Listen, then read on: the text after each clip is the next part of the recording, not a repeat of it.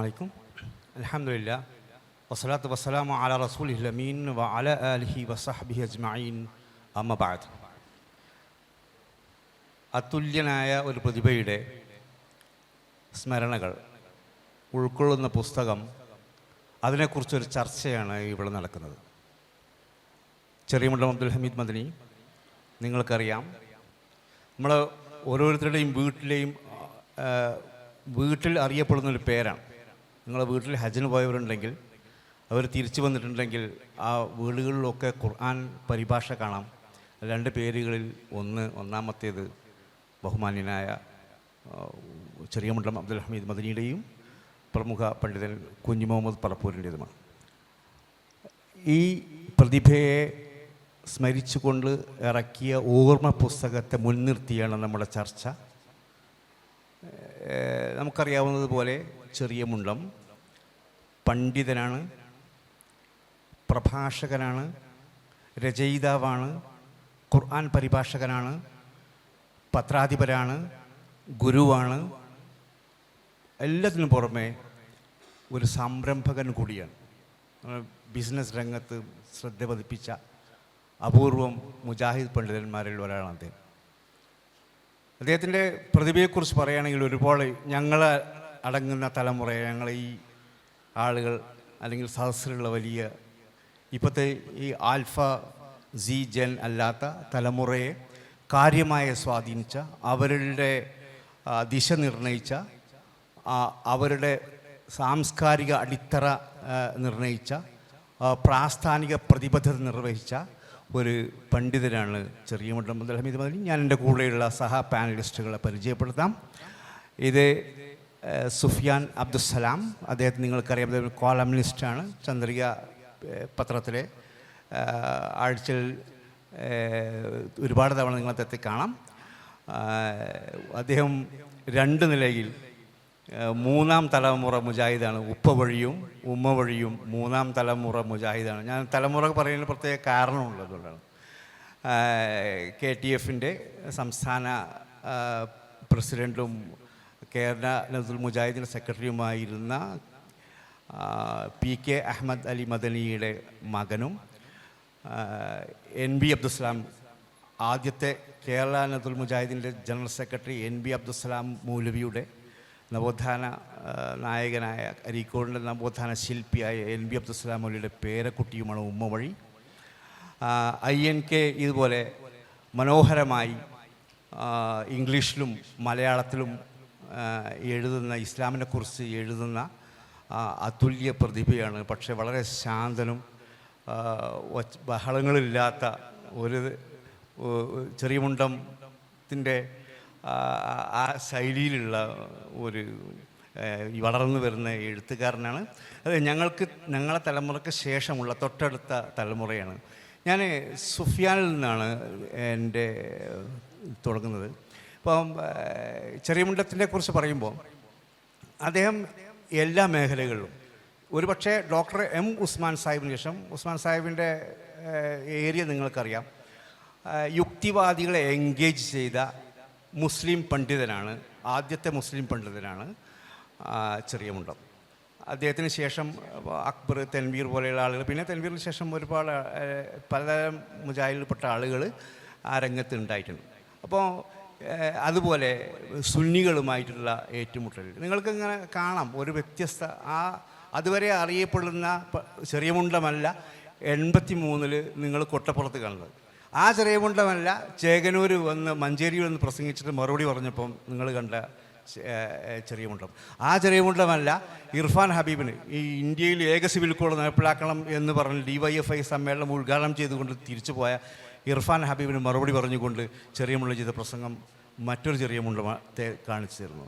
അതുപോലെ ജമാഅത്തെ ഇസ്ലാമിയുമായുള്ള പ്രശ്നങ്ങൾ, മുജാഹിദുകൾ ജമാഅത്തെ ഇസ്ലാമിയുമായി ഏത് തലത്തിലാണ്, എങ്ങനെയാണ് വേറിട്ട് നിൽക്കുന്നത് എന്ന്, സൈദ്ധാന്തിക തലത്തിൽ എങ്ങനെ വേറിട്ട് നിൽക്കുന്നതെന്ന് അന്നത്തെ മുജാഹിദ് തലമുറയെ പഠിപ്പിച്ച ചെറിയമുണ്ടം. അതുപോലെ ശാസ്ത്രീയ വിഷയങ്ങൾ നിങ്ങൾക്ക് അതിൽ ആരൊക്കെ കാണാമെന്ന് വെച്ചാൽ സഹാബത്ത്, നബിയും സഹാബത്തും അദ്ദേഹത്തിൻ്റെ രചനകളിൽ, പ്രസംഗങ്ങളിൽ വരുന്നു. തൊട്ടടുത്ത് ഇബ്നു തീമിയ മുതൽ റഷീദ് റിദവലെ വരുന്നു, മുസ്തഫ സിബാ അലി തൻതാവി മുതൽ മുഹമ്മദ് അലി അൽ ബാർ വരെ വരുന്നു, മാർക്സ് മുതൽ ഫ്രിജോബ് കാപ്ര വരെ വരുന്നു. എല്ലാ തരത്തിൽപ്പെട്ട ആളുകളുമായി അല്ലെങ്കിൽ എല്ലാ തരത്തിൽപ്പെട്ട അറിവുകളുമായും അദ്ദേഹം എൻഗേജ് ചെയ്യുന്നുണ്ട് എന്നുള്ളതാണ്. അപ്പോൾ ഞാൻ സുഫിയാനോട് തുടങ്ങുകയാണ്. എങ്ങനെയാണ് നിങ്ങളുടെ ഒരു ഇസ്ലാഹി പ്രസ്ഥാനത്തിൻ്റെ വളർന്നു വന്ന ഒരാൾ നിലയിൽ നിങ്ങളെ എങ്ങനെ പിന്നെ ചെറിയമുണ്ടം സ്വാധീനിച്ചു, ചെറിയമുണ്ടത്തിൻ്റെ ചിന്തകൾ സ്വാധീനിച്ചു എന്ന്? അസ്സലാമു അലൈക്കും വറഹ്മത്തുള്ളാഹി അൽഹംദുലില്ലാഹി വസ്സലാത്തു വസ്സലാമു അലാ റസൂലില്ലാഹി വഅലാ ആലിഹി വസഹ്ബിഹി അജ്മഈൻ. ചെറിയമുണ്ടം അബ്ദുൽ ഹമീദ് മദനിയുമായി ബന്ധപ്പെട്ട ഒരു ചർച്ചയാണ് ഇവിടെ നടക്കുന്നത്. ഇതിലിപ്പോൾ ഞങ്ങൾ 3 പാനലിസ്റ്റുകൾ ഇവിടെയുണ്ട്. എന്നാൽ ഒരുപക്ഷെ ചെറിയമുണ്ടത്തേക്ക് ഞങ്ങളെക്കാൾ കൂടുതൽ പരിചയവും അറിഞ്ഞും അനുഭവിച്ചും നല്ല അദ്ദേഹത്തിൽ നിന്ന് ധാരാളം അനുഭവങ്ങൾ ഉൾക്കൊണ്ടിട്ടുള്ള ഒരു തലമുറ ഇവിടെ ഉണ്ട് എന്നുള്ളത് എനിക്കറിയാം. അതുപോലെ തന്നെ ഞാൻ ഈ മുൻഭാഗങ്ങളിൽ ഇരിക്കുന്ന മുതിർന്ന തലമുറയിൽപ്പെട്ട ആളുകളെയാണ് ഞാൻ കണ്ടുകൊണ്ടിരിക്കുന്നത്. അവിടെ വിദ്യാർത്ഥികൾ എന്ന് പറയുന്ന ഒരു എണ്ണം വളരെ കുറവാണ്. എന്നാൽ അതിൻ്റെ പിൻഭാഗത്ത് ഞാൻ മനസ്സിലാക്കുന്നത് ധാരാളം വിദ്യാർത്ഥിനികളടക്കമുള്ള ഒരു സമൂഹം പിൻഭാഗത്തുണ്ട് എന്നുള്ളത്. ഏതായിരുന്നാലും ഈ ചർച്ച ഇത് അവസാനിക്കുന്നത് വരെ നിങ്ങളുടെ എനിക്കൊരു അഭ്യർത്ഥനയുള്ളത്, ഞാൻ ഈ വിഷയത്തിലേക്ക് വരുന്നതിന് മുമ്പ് ഒരു അഭ്യർത്ഥനയുള്ളത്, കേരളം കണ്ട മഹാനായ ഒരു ദിഷണാശാലിയെക്കുറിച്ചുള്ള ഒരു പഠനവും അന്വേഷണവുമാണ് ഇപ്പോൾ ഇവിടെ നടക്കുന്നത്. അതുകൊണ്ട് തന്നെ നിങ്ങൾ അല്പം ബുദ്ധിമുട്ടിയിട്ടാണെങ്കിലും സംസാരങ്ങളും മറ്റുള്ള കാര്യങ്ങളെല്ലാം ഉപേക്ഷിച്ച് ഒഴിവാക്കി ഇവിടെ നടക്കുന്ന കാര്യങ്ങൾ ശ്രദ്ധിക്കണമെന്ന് വിനയത്തോടെ ഉണർത്തുകയാണ്. ഇവിടെ ബഹുമാന്യനായ ആരിഫ് സൈൻ ചോദിച്ചത് ചെറിയമുണ്ടം എങ്ങനെയാണ് സ്വാധീനിച്ചത് എന്നുള്ളത്. ചെറിയമുണ്ടത്തിൻ്റെ അടുത്തുകൂടെ കടന്നു പോകുന്ന ഏതൊരു സത്യാന്വേഷകനെയും അല്ലെങ്കിൽ ഒരു ജിജ്ഞാസ മനസ്സിൽ സൂക്ഷിക്കുന്ന ഏതൊരാളെയും ചെറിയമുണ്ടം ആകർഷിക്കുമെന്നുള്ളത് ഒരു വസ്തുതയാണ്. ചെറിയമുണ്ടത്തെ നിങ്ങൾ കണ്ടിട്ടുള്ള ആളുകൾ ധാരാളം എൻ്റെ മുമ്പിലുണ്ടെന്ന് എനിക്കറിയാം. എന്നാൽ പുതുതലമുറയിൽപ്പെട്ട ചിലരൊന്നും അത്ര തന്നെ ചെറിയമുണ്ടത്തെ ശ്രദ്ധിച്ചിട്ടുണ്ടായിക്കൊള്ളണമെന്നില്ല. വളരെ ലാളിത്യത്തോടു കൂടി ജീവിച്ചൊരു മനുഷ്യൻ എന്ന് പറഞ്ഞാൽ കണ്ടാൽ ഒരു പണ്ഡിതനാണെന്നോ അല്ലെങ്കിൽ ഒരു അധ്യാപകനാണെന്നോ ആളുകൾക്ക് മുമ്പിൽ ഏതെങ്കിലും തരത്തിലുള്ള താൻ ശ്രദ്ധിക്കപ്പെടണം എന്ന് ഒരിക്കലും ആഗ്രഹിക്കാതെ വളരെ വിനയത്തിൻ്റെ ഒരു മനുഷ്യരൂപമായിട്ടാണ് അദ്ദേഹം ജീവിച്ചത്. ഒരു തുണിയെടുത്ത് സാധാരണ കുപ്പായം ധരിച്ച് എല്ലായിടങ്ങളിലും സഞ്ചരിക്കുന്ന മേഖലകളിലൊക്കെ പ്രത്യേകമായി വേഷം മാറാൻ അദ്ദേഹം തയ്യാറായിട്ടില്ല. അദ്ദേഹത്തിൻ്റെ വേഷം, അദ്ദേഹത്തിൻ്റെ രീതികൾ അങ്ങനെ തന്നെയാണ് അദ്ദേഹം പോയത്. അത് അദ്ദേഹത്തിൻ്റെ മനുഷ്യ രൂപത്തെക്കുറിച്ചാണ് ഞാൻ പറയുന്നത്. എന്നാൽ ആ മനുഷ്യരൂപത്തിൻ്റെ ആ ഉടലിൻ്റെ മുകളിൽ നിൽക്കുന്ന ശിരസ്, ആ ശിരസിൻ്റെ അകത്ത് ആവാഹിച്ചെടുത്തിട്ടുള്ള വിജ്ഞാനത്തിൻ്റെ ഒരു സമുദ്രം കണക്കെയുള്ള അദ്ദേഹത്തിൻ്റെ ചിന്തകൾ, അതിനോട് പിന്നെ സമരസപ്പെടാൻ സാധിക്കുന്ന ഒരാളെയും സത്യത്തിൽ കാണാൻ സാധിച്ചിട്ടില്ല. ഇത് ഞാൻ ഒരു അതിശയോക്തി പറയുകയല്ല. കാരണം ഒരു പണ്ഡിതൻ എന്ന് പറയുമ്പോൾ എന്നെ ഏറ്റവും അദ്ദേഹം സ്വാധീനിച്ചിട്ടുള്ള ഒരു ഘടകം എന്താണെന്ന് വെച്ചാൽ, സാധാരണ ഒരുപാട് പണ്ഡിതന്മാർ നമുക്ക് മുമ്പിൽ ജീവിച്ചു പോയിട്ടുണ്ട്. കിതാബിയായ ഇൽമുള്ള ഒരുപാട് പണ്ഡിതന്മാരുണ്ട്. ഓരോരുത്തർക്കും ഓരോ മേഖലകളുണ്ടാവും. എന്നാൽ ചെറിയമുണ്ടത്തിൻ്റെ മേഖല ഏതെന്ന് ചോദിച്ചാൽ എല്ലാം അദ്ദേഹത്തിൻ്റെ മേഖലയായിരുന്നു എന്നുള്ളതാണ്. കാരണം ഇസ്ലാം മുൻപോട്ട് വെക്കുന്ന ഒരു വിജ്ഞാന ദർശനം എന്ന് പറയുന്നത് അറിവുകൾക്ക് അതിരുകളില്ല എന്നുള്ളതാണ്. ഒരു മനുഷ്യന് സാധിക്കുന്ന വിധത്തിൽ എല്ലാ അറിവുകളും സ്വാംശീകരിക്കുക എന്നതാണ് സത്യത്തിൽ അറിവുമായി ബന്ധപ്പെട്ട ചെറിയമുണ്ടത്തിൻ്റെ കാഴ്ചപ്പാട്. ചെറുപ്പത്തിൽ പള്ളിദർസിലാണ് അദ്ദേഹം പഠിച്ചത്. ആ പള്ളിദർസിൽ പഠിക്കുന്നതിന് മുമ്പ് അദ്ദേഹം പഠിച്ച എലമെൻ്ററി സ്കൂളിലെ ഏറ്റവും നന്നായി ഇംഗ്ലീഷ് വിജ്ഞാനത്തിൽ നല്ല നൈപുണ്യം നേടിയിരുന്നു എന്നാണ്. അതിനുശേഷമാണ് പള്ളി ദർസിലേക്ക് പോകുന്നത്. അതിനുശേഷം അദ്ദേഹം അഴീക്കോട് ഒരു കോളേജിൽ പഠിക്കുന്നു. അതിനുശേഷം പുളിക്കലേക്ക് വരുന്നു. അദ്ദേഹത്തിൻ്റെ ഒരു ആ വിദ്യാർത്ഥി കാലഘട്ടത്തിൽ 965 അദ്ദേഹം എഴുതിയ വെളുത്ത ഭൂഖണ്ഡത്തിലെ കറുത്ത മുസ്ലിങ്ങൾ എന്ന അമേരിക്കയിലെ മുസ്ലിങ്ങളെക്കുറിച്ച് 1965 എന്ന് പറഞ്ഞാൽ അദ്ദേഹത്തിന് 21 വയസ്സ്, വിദ്യാർത്ഥിയാണ്. അന്ന് ചന്ദ്രിക ആഴ്ചപ്പതിപ്പിൽ വളരെ പ്രാധാന്യപൂർവം 1-ാം ലേഖനമായി മുഖലേഖനം എന്നൊക്കെ പറയുന്ന രൂപത്തിൽ അദ്ദേഹം എഴുതിയിരുന്നു. ഒരു കാര്യം കൂടി മനസ്സിലാക്കേണ്ടത്, അന്ന് ജീവിച്ചിരുന്ന ചെറിയമുണ്ടം മാത്രമല്ല, പി അബ്ദുൽ ഗഫൂർ മൗലവി, കെ മുഹമ്മദ് മദനി, PK അലി റസാഖ് മദനി, ഇങ്ങനെ തുടങ്ങിയവരൊക്കെ അന്ന് ചന്ദ്രികയിൽ എഴുതുമായിരുന്നു. പക്ഷേ ചെറിയമുണ്ടത്തിൻ്റെ ലേഖനങ്ങളുടെ ഒരു പ്രത്യേകത, അന്ന് മുതൽ തന്നെ അദ്ദേഹം ഇവിടെയൊന്നുമല്ല, അമേരിക്കയിലും പല പ്രദേശങ്ങളിൽ ജീവിക്കുന്ന മുസ്ലിങ്ങളെക്കുറിച്ചുള്ള പഠനങ്ങൾ അദ്ദേഹം നടത്തി വലിയ ഒരു കഴിവ് തെളിയിച്ചു എന്നുള്ളതാണ്. ഞാൻ കൂടുതൽ പരത്തി ഇങ്ങനെ സംസാരിക്കുകയല്ല, ഇനി നമുക്കൊരുപാട് കാര്യങ്ങളിലെ മേഖലകളിലേക്ക് നമുക്ക് പോകാനുണ്ട്. ഏതായിരുന്നാലും അദ്ദേഹത്തിൻ്റെ ആ കഴിവ് യഥാർത്ഥത്തിൽ ഇസ്ലാഹി പ്രസ്ഥാനത്തിന് ഉപകരിച്ചു എന്നത്, ഇസ്ലാഹി പ്രസ്ഥാനത്തിൻ്റെ ഒരു 70-കൾ തൊട്ട് ഒരു 90 അല്ലെങ്കിൽ 2000 വരെയുള്ള കാലങ്ങളിൽ ഇസ്ലാഹി പ്രസ്ഥാനത്തിൻ്റെ ദൈക്ഷണിക അടയാളമായി, അല്ലെങ്കിൽ പറഞ്ഞാൽ ഒരു ചിന്തകനായി അദ്ദേഹം മാറി എന്നുള്ളതാണ്. ഞാൻ പറയുന്നത് അദ്ദേഹത്തിൻ്റെ വിജ്ഞാനം എന്ന് പറയുന്നത്, അദ്ദേഹത്തിൻ്റെ അന്വേഷണം എന്ന് പറയുന്നത്, ഞാൻ പറഞ്ഞല്ലോ, കിതാബിൽ ഒതുങ്ങി നിൽക്കാതെ അദ്ദേഹം സഞ്ചരിച്ചപ്പോൾ യുക്തിവാദികളുമായി സംവദിക്കണമെങ്കിൽ അതിൻ്റേതായ മറ്റൊരു ബൗദ്ധികമായ തലമുണ്ട്. ആ ബൗദ്ധികമായ തലത്തിൽ അബ്ദുൽ ഹമീദ് മദനിക്ക് പകരം വെക്കാൻ അന്ന് ആളുണ്ടായിരുന്നില്ല. ഡോക്ടർ ഉസ്മാൻ സാഹിബ് ഉണ്ടായിരുന്നുവെങ്കിലും രചനാപാഠവം എന്ന് പറയുന്നത് കൃത്യമായും അത് എഴുതി വെക്കുവാൻ, അത് ആളുകൾക്ക് മുമ്പിൽ അത് കാണിച്ചു കൊടുക്കുവാൻ ഹമീദ് മൗലവിക്ക് സാധിക്കുമായിരുന്ന അത്ര ആർക്കും സാധിക്കുമായിരുന്നില്ല എന്നുള്ളതാണ്. ഖുർആനും യുക്തിവാദവുമായി ബന്ധപ്പെട്ട വിഷയത്തിലൊക്കെ അദ്ദേഹം രചിച്ചിട്ടുള്ള ഖുർആൻ സത്യാന്വേഷിയുടെ മുമ്പിൽ നിത്യപ്രസക്തമായ ദൈവിക ഗ്രന്ഥം ഖുർആനും യുക്തിവാദവും, മനുഷ്യാസ്തിത്വം ഖുർആനിലും ഭൗതികവാദത്തിലും, ദൈവവിശ്വാസവും ബുദ്ധിയുടെ വിധിയും, ഇസ്ലാമും വിമർശകരും തുടങ്ങിയൊക്കെ അദ്ദേഹം എത്ര ഗ്രന്ഥങ്ങളാണ് രചിച്ചത് എന്ന് ആലോചിച്ച് നോക്കണം.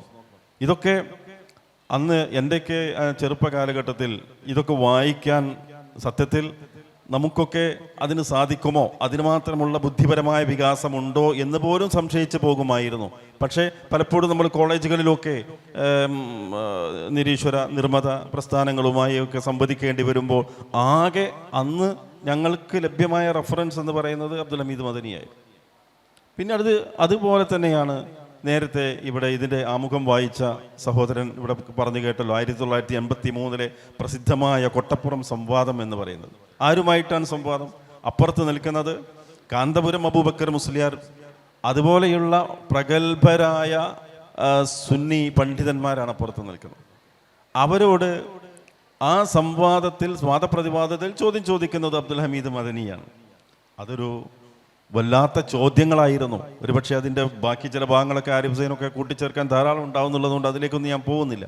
ഞാൻ പറയുന്നത് അതൊക്കെ കൃത്യമായി അദ്ദേഹത്തിൻ്റെ പാണ്ഡിത്യം എങ്ങനെയായിരുന്നു എന്നറിയാൻ വേണ്ടിയിട്ടാണ്. പിന്നീട് ജമാഅത്തെ ഇസ്ലാമി ഉണ്ടാക്കിയിട്ടുള്ള ഒരുപാട് തെറ്റിദ്ധാരണകൾ, ആ തെറ്റിദ്ധാരണകളെ ഇല്ലാതാക്കാൻ, അതിൻ്റെ മുനയൊടിക്കാൻ സാധിച്ചത് അബ്ദുൽ ഹമീദ് മദനിയുടെ രചന കൊണ്ട് തന്നെയായിരുന്നു.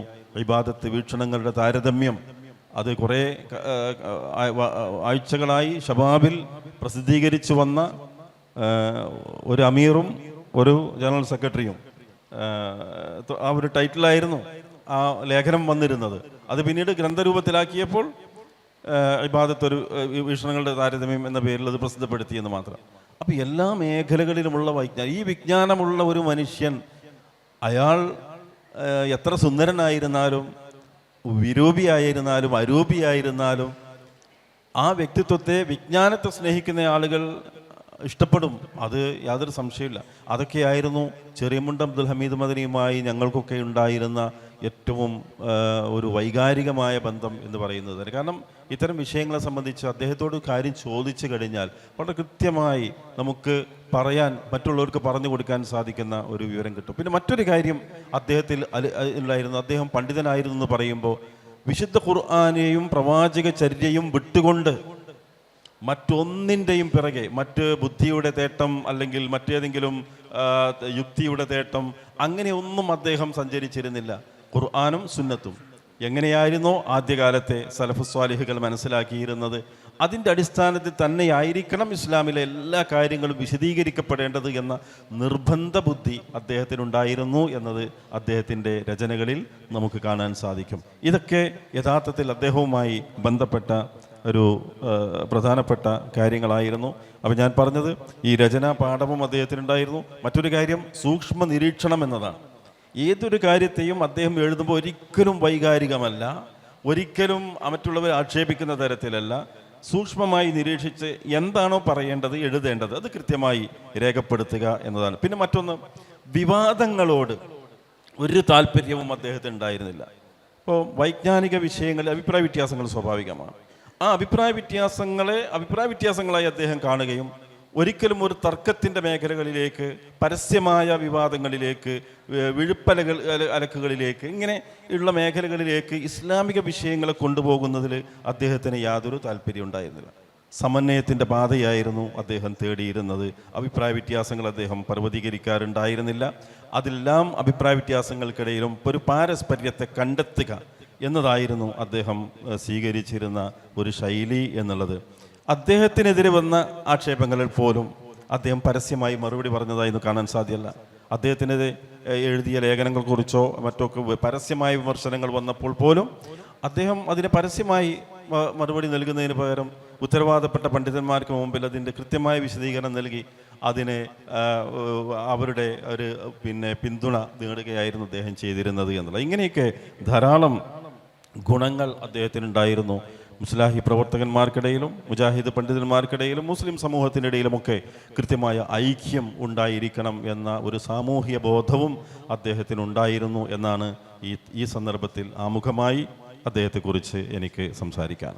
ജമാഅത്തെ ഇസ്ലാമിയുമായിട്ടുള്ള ഇബാദത്ത് വിഷയത്തിൽ ഞാൻ പറഞ്ഞു, ഞങ്ങളുടെ തലമുറയെ ശരിക്കും എന്താണ് ഇവ തമ്മിലുള്ള വ്യത്യാസം എന്ന് അടിസ്ഥാനപരമായി ബോധ്യപ്പെടുത്തിയ ഗ്രന്ഥമായിരുന്നു ഇബാദത്ത് വീക്ഷണങ്ങളുടെ താരതമ്യം. ഈ പുസ്തകം ശരിക്കും KC അബ്ദുള്ള മൗലവി എഴുതിയ ഇബാദത്ത് ഒരു സമഗ്ര പഠനം എന്ന പുസ്തകത്തെ മുൻനിർത്തി എഴുതിയ അതിൻ്റെ വിമർശനമാണ്. പിന്നെ ഇതിന് ശ്രദ്ധേയമായ അതിൻ്റെ ഫലം എന്തായിട്ടുണ്ടെന്ന് വെച്ചാൽ, ഈ പുസ്തകം ഇബാദത്ത് സമഗ്ര പഠനം തൽക്കാലത്തേക്ക് ജമാഅത്തെ ഇസ്ലാമി വിതരണം നിർത്തിവെച്ചു. എന്നിട്ട് അതിന് മറുപടി എഴുതിയപ്പോൾ നേരത്തെ ഉണ്ടായിരുന്ന പുസ്തകത്തിൻ്റെ ഇരട്ടി വലിപ്പമാണ്. എന്ന് പറഞ്ഞാൽ അത്രമാത്രം ജമാഅത്തെ ഇസ്ലാമിയെ പിൻകാലിൽ നിർത്താൻ, ബാക്ക് ഫുട്ടിൽ നിർത്താൻ ഈ പുസ്തകത്തിന് സാധിച്ചു എന്നുള്ളത്. അപ്പോൾ അദ്ദേഹത്തിൻ്റെ ചിന്തകളിലെ ഒരു അസാലത്ത് എന്ന് പറഞ്ഞാൽ മൗലികത അല്ലെങ്കിൽ ഒറിജിനാലിറ്റി, അത് ശ്രദ്ധേയമായ സംഗതിയാണ്.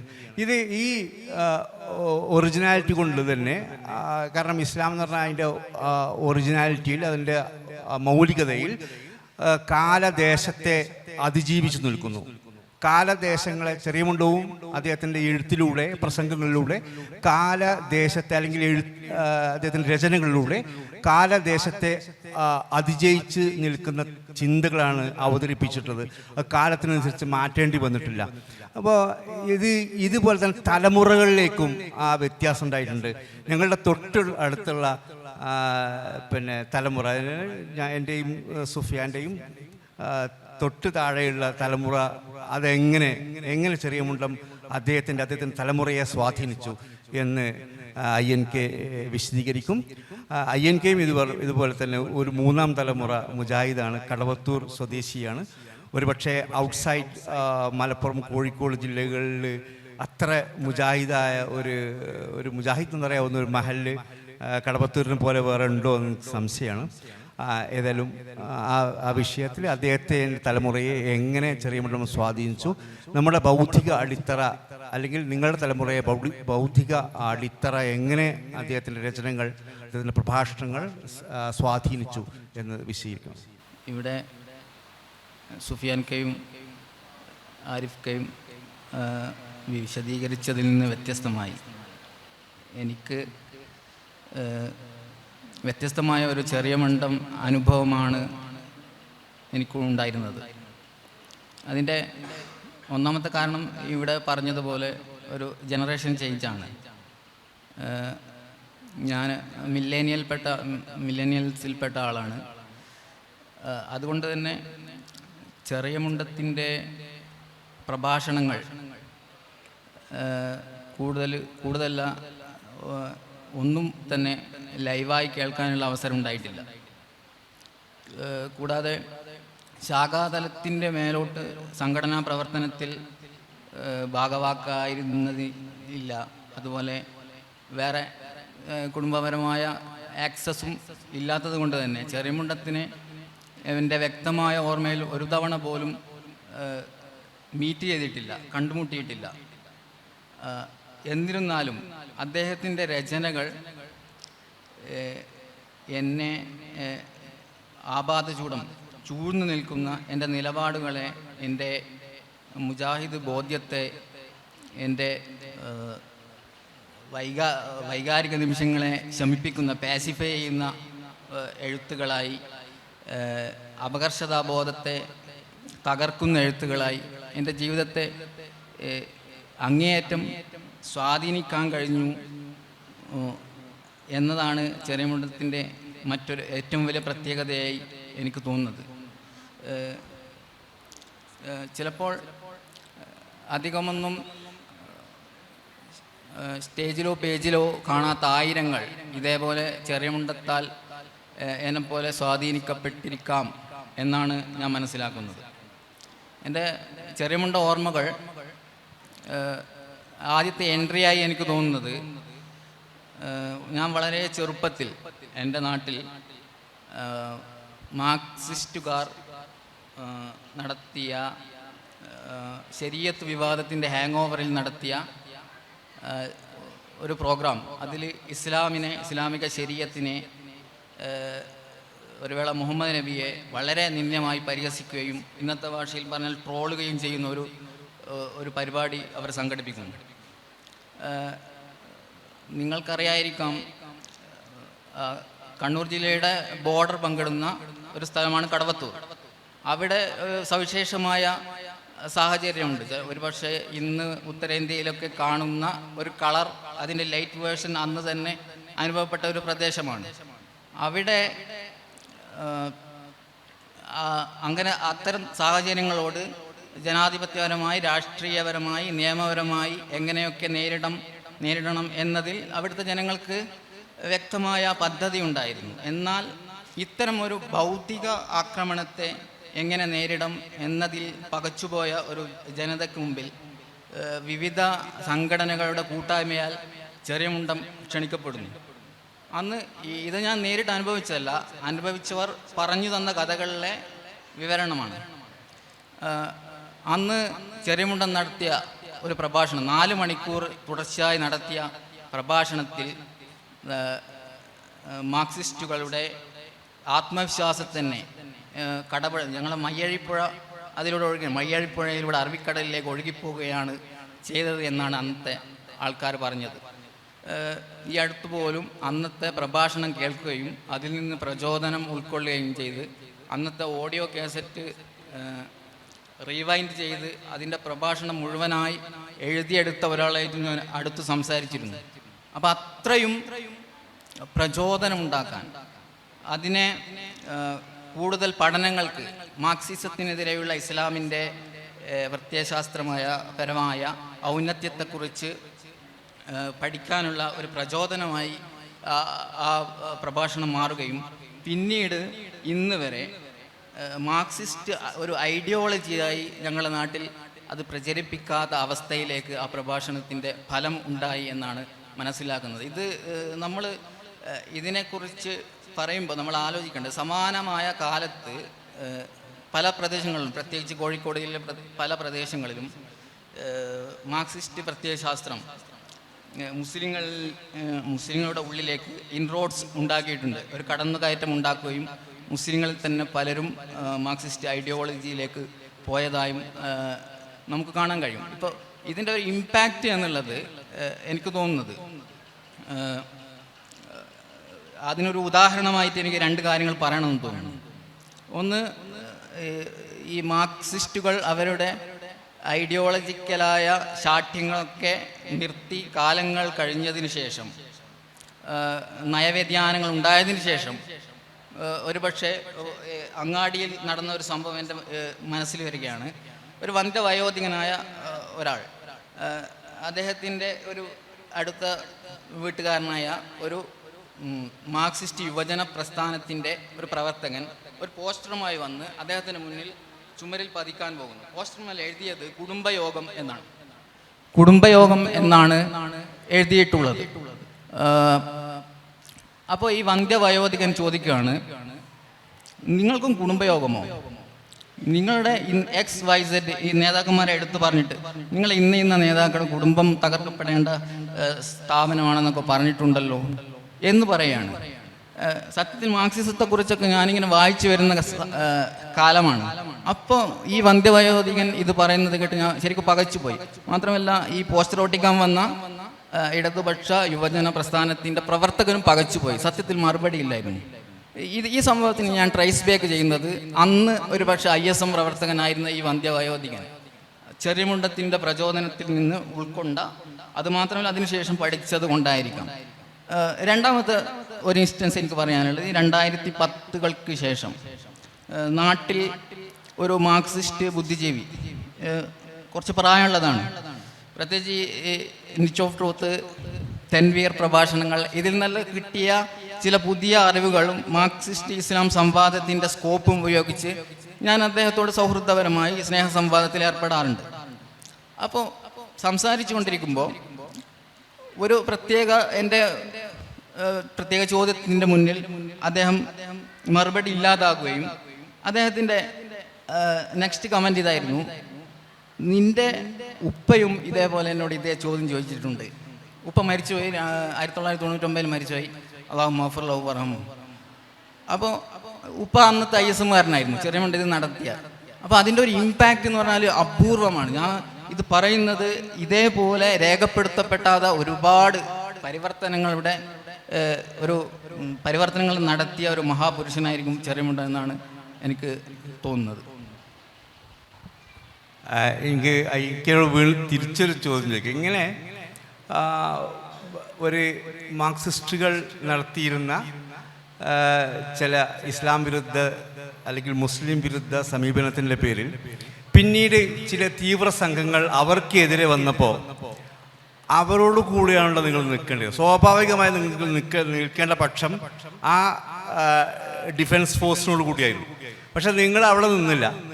നിങ്ങൾ നിന്നത് അതിൻ്റെ രണ്ടിൻ്റെയും ഇടയിലുള്ള വസത്തായ മധ്യമ സമീപനമാണ് നിങ്ങൾ സ്വീകരിച്ചത്. അതിന് ചെറിയമുണ്ടം എന്തെങ്കിലും, ഇപ്പോൾ ചെറിയമുണ്ടം തന്നെ പറയുന്ന ഒരു ഏതുണ്ട്, ഈ മാർക്സിസ്റ്റുകളുമായി ഇസ്ലാമിന് ഒരു നിലക്കുള്ള സമീപനം, അല്ലെങ്കിൽ ഇസ്ലാം ഒരു നിലക്കും രാജിയാവുന്നില്ല എവിടെയും. പക്ഷേ അവർ ഹിന്ദുത്വ ഫാസിസ്റ്റുകൾക്കെതിരെ അവർ സ്വീകരിക്കുന്ന നിലപാടുകളുമായി അവരോട് സഹകരിക്കാം എന്ന് അദ്ദേഹം തന്നെ പറയുന്നത്. അപ്പോൾ ഇത് ഇങ്ങനത്തെ എതിർ ശക്തികൾ തുല്യ എന്ന് പറഞ്ഞുകൂടാ എങ്കിൽ പോലും അവരെതിർക്കുന്ന ശക്തികളുമായി താങ്കൾ ചേരേണ്ടിയിരുന്നതിൻ്റെ സ്വാഭാവികതയായിരുന്നല്ലോ. പക്ഷേ താങ്കൾ ചേർന്നില്ല. എന്തുകൊണ്ടാണ്? ഒരുപക്ഷെ അതും ഒറ്റവാക്കിൽ ഉത്തരം പറഞ്ഞാൽ പ്രായോഗികത എന്ന ചെറിയമുണ്ടത്തിൻ്റെ പാഠം തന്നെയായിരിക്കും. അല്ലെങ്കിൽ തന്നെ ചെറിയമുണ്ടത്തിൻ്റെ എഴുത്തിൽ ആത്മഹത്യാപരമായ സായുധ പോരാട്ടങ്ങളെക്കുറിച്ചൊക്കെ സ്ഥിരമായി അദ്ദേഹം എഴുതിയിരുന്നു. അതൊരു കോമൺ സെൻസിക്കൽ ആണെന്നാണ് തോന്നുന്നത്.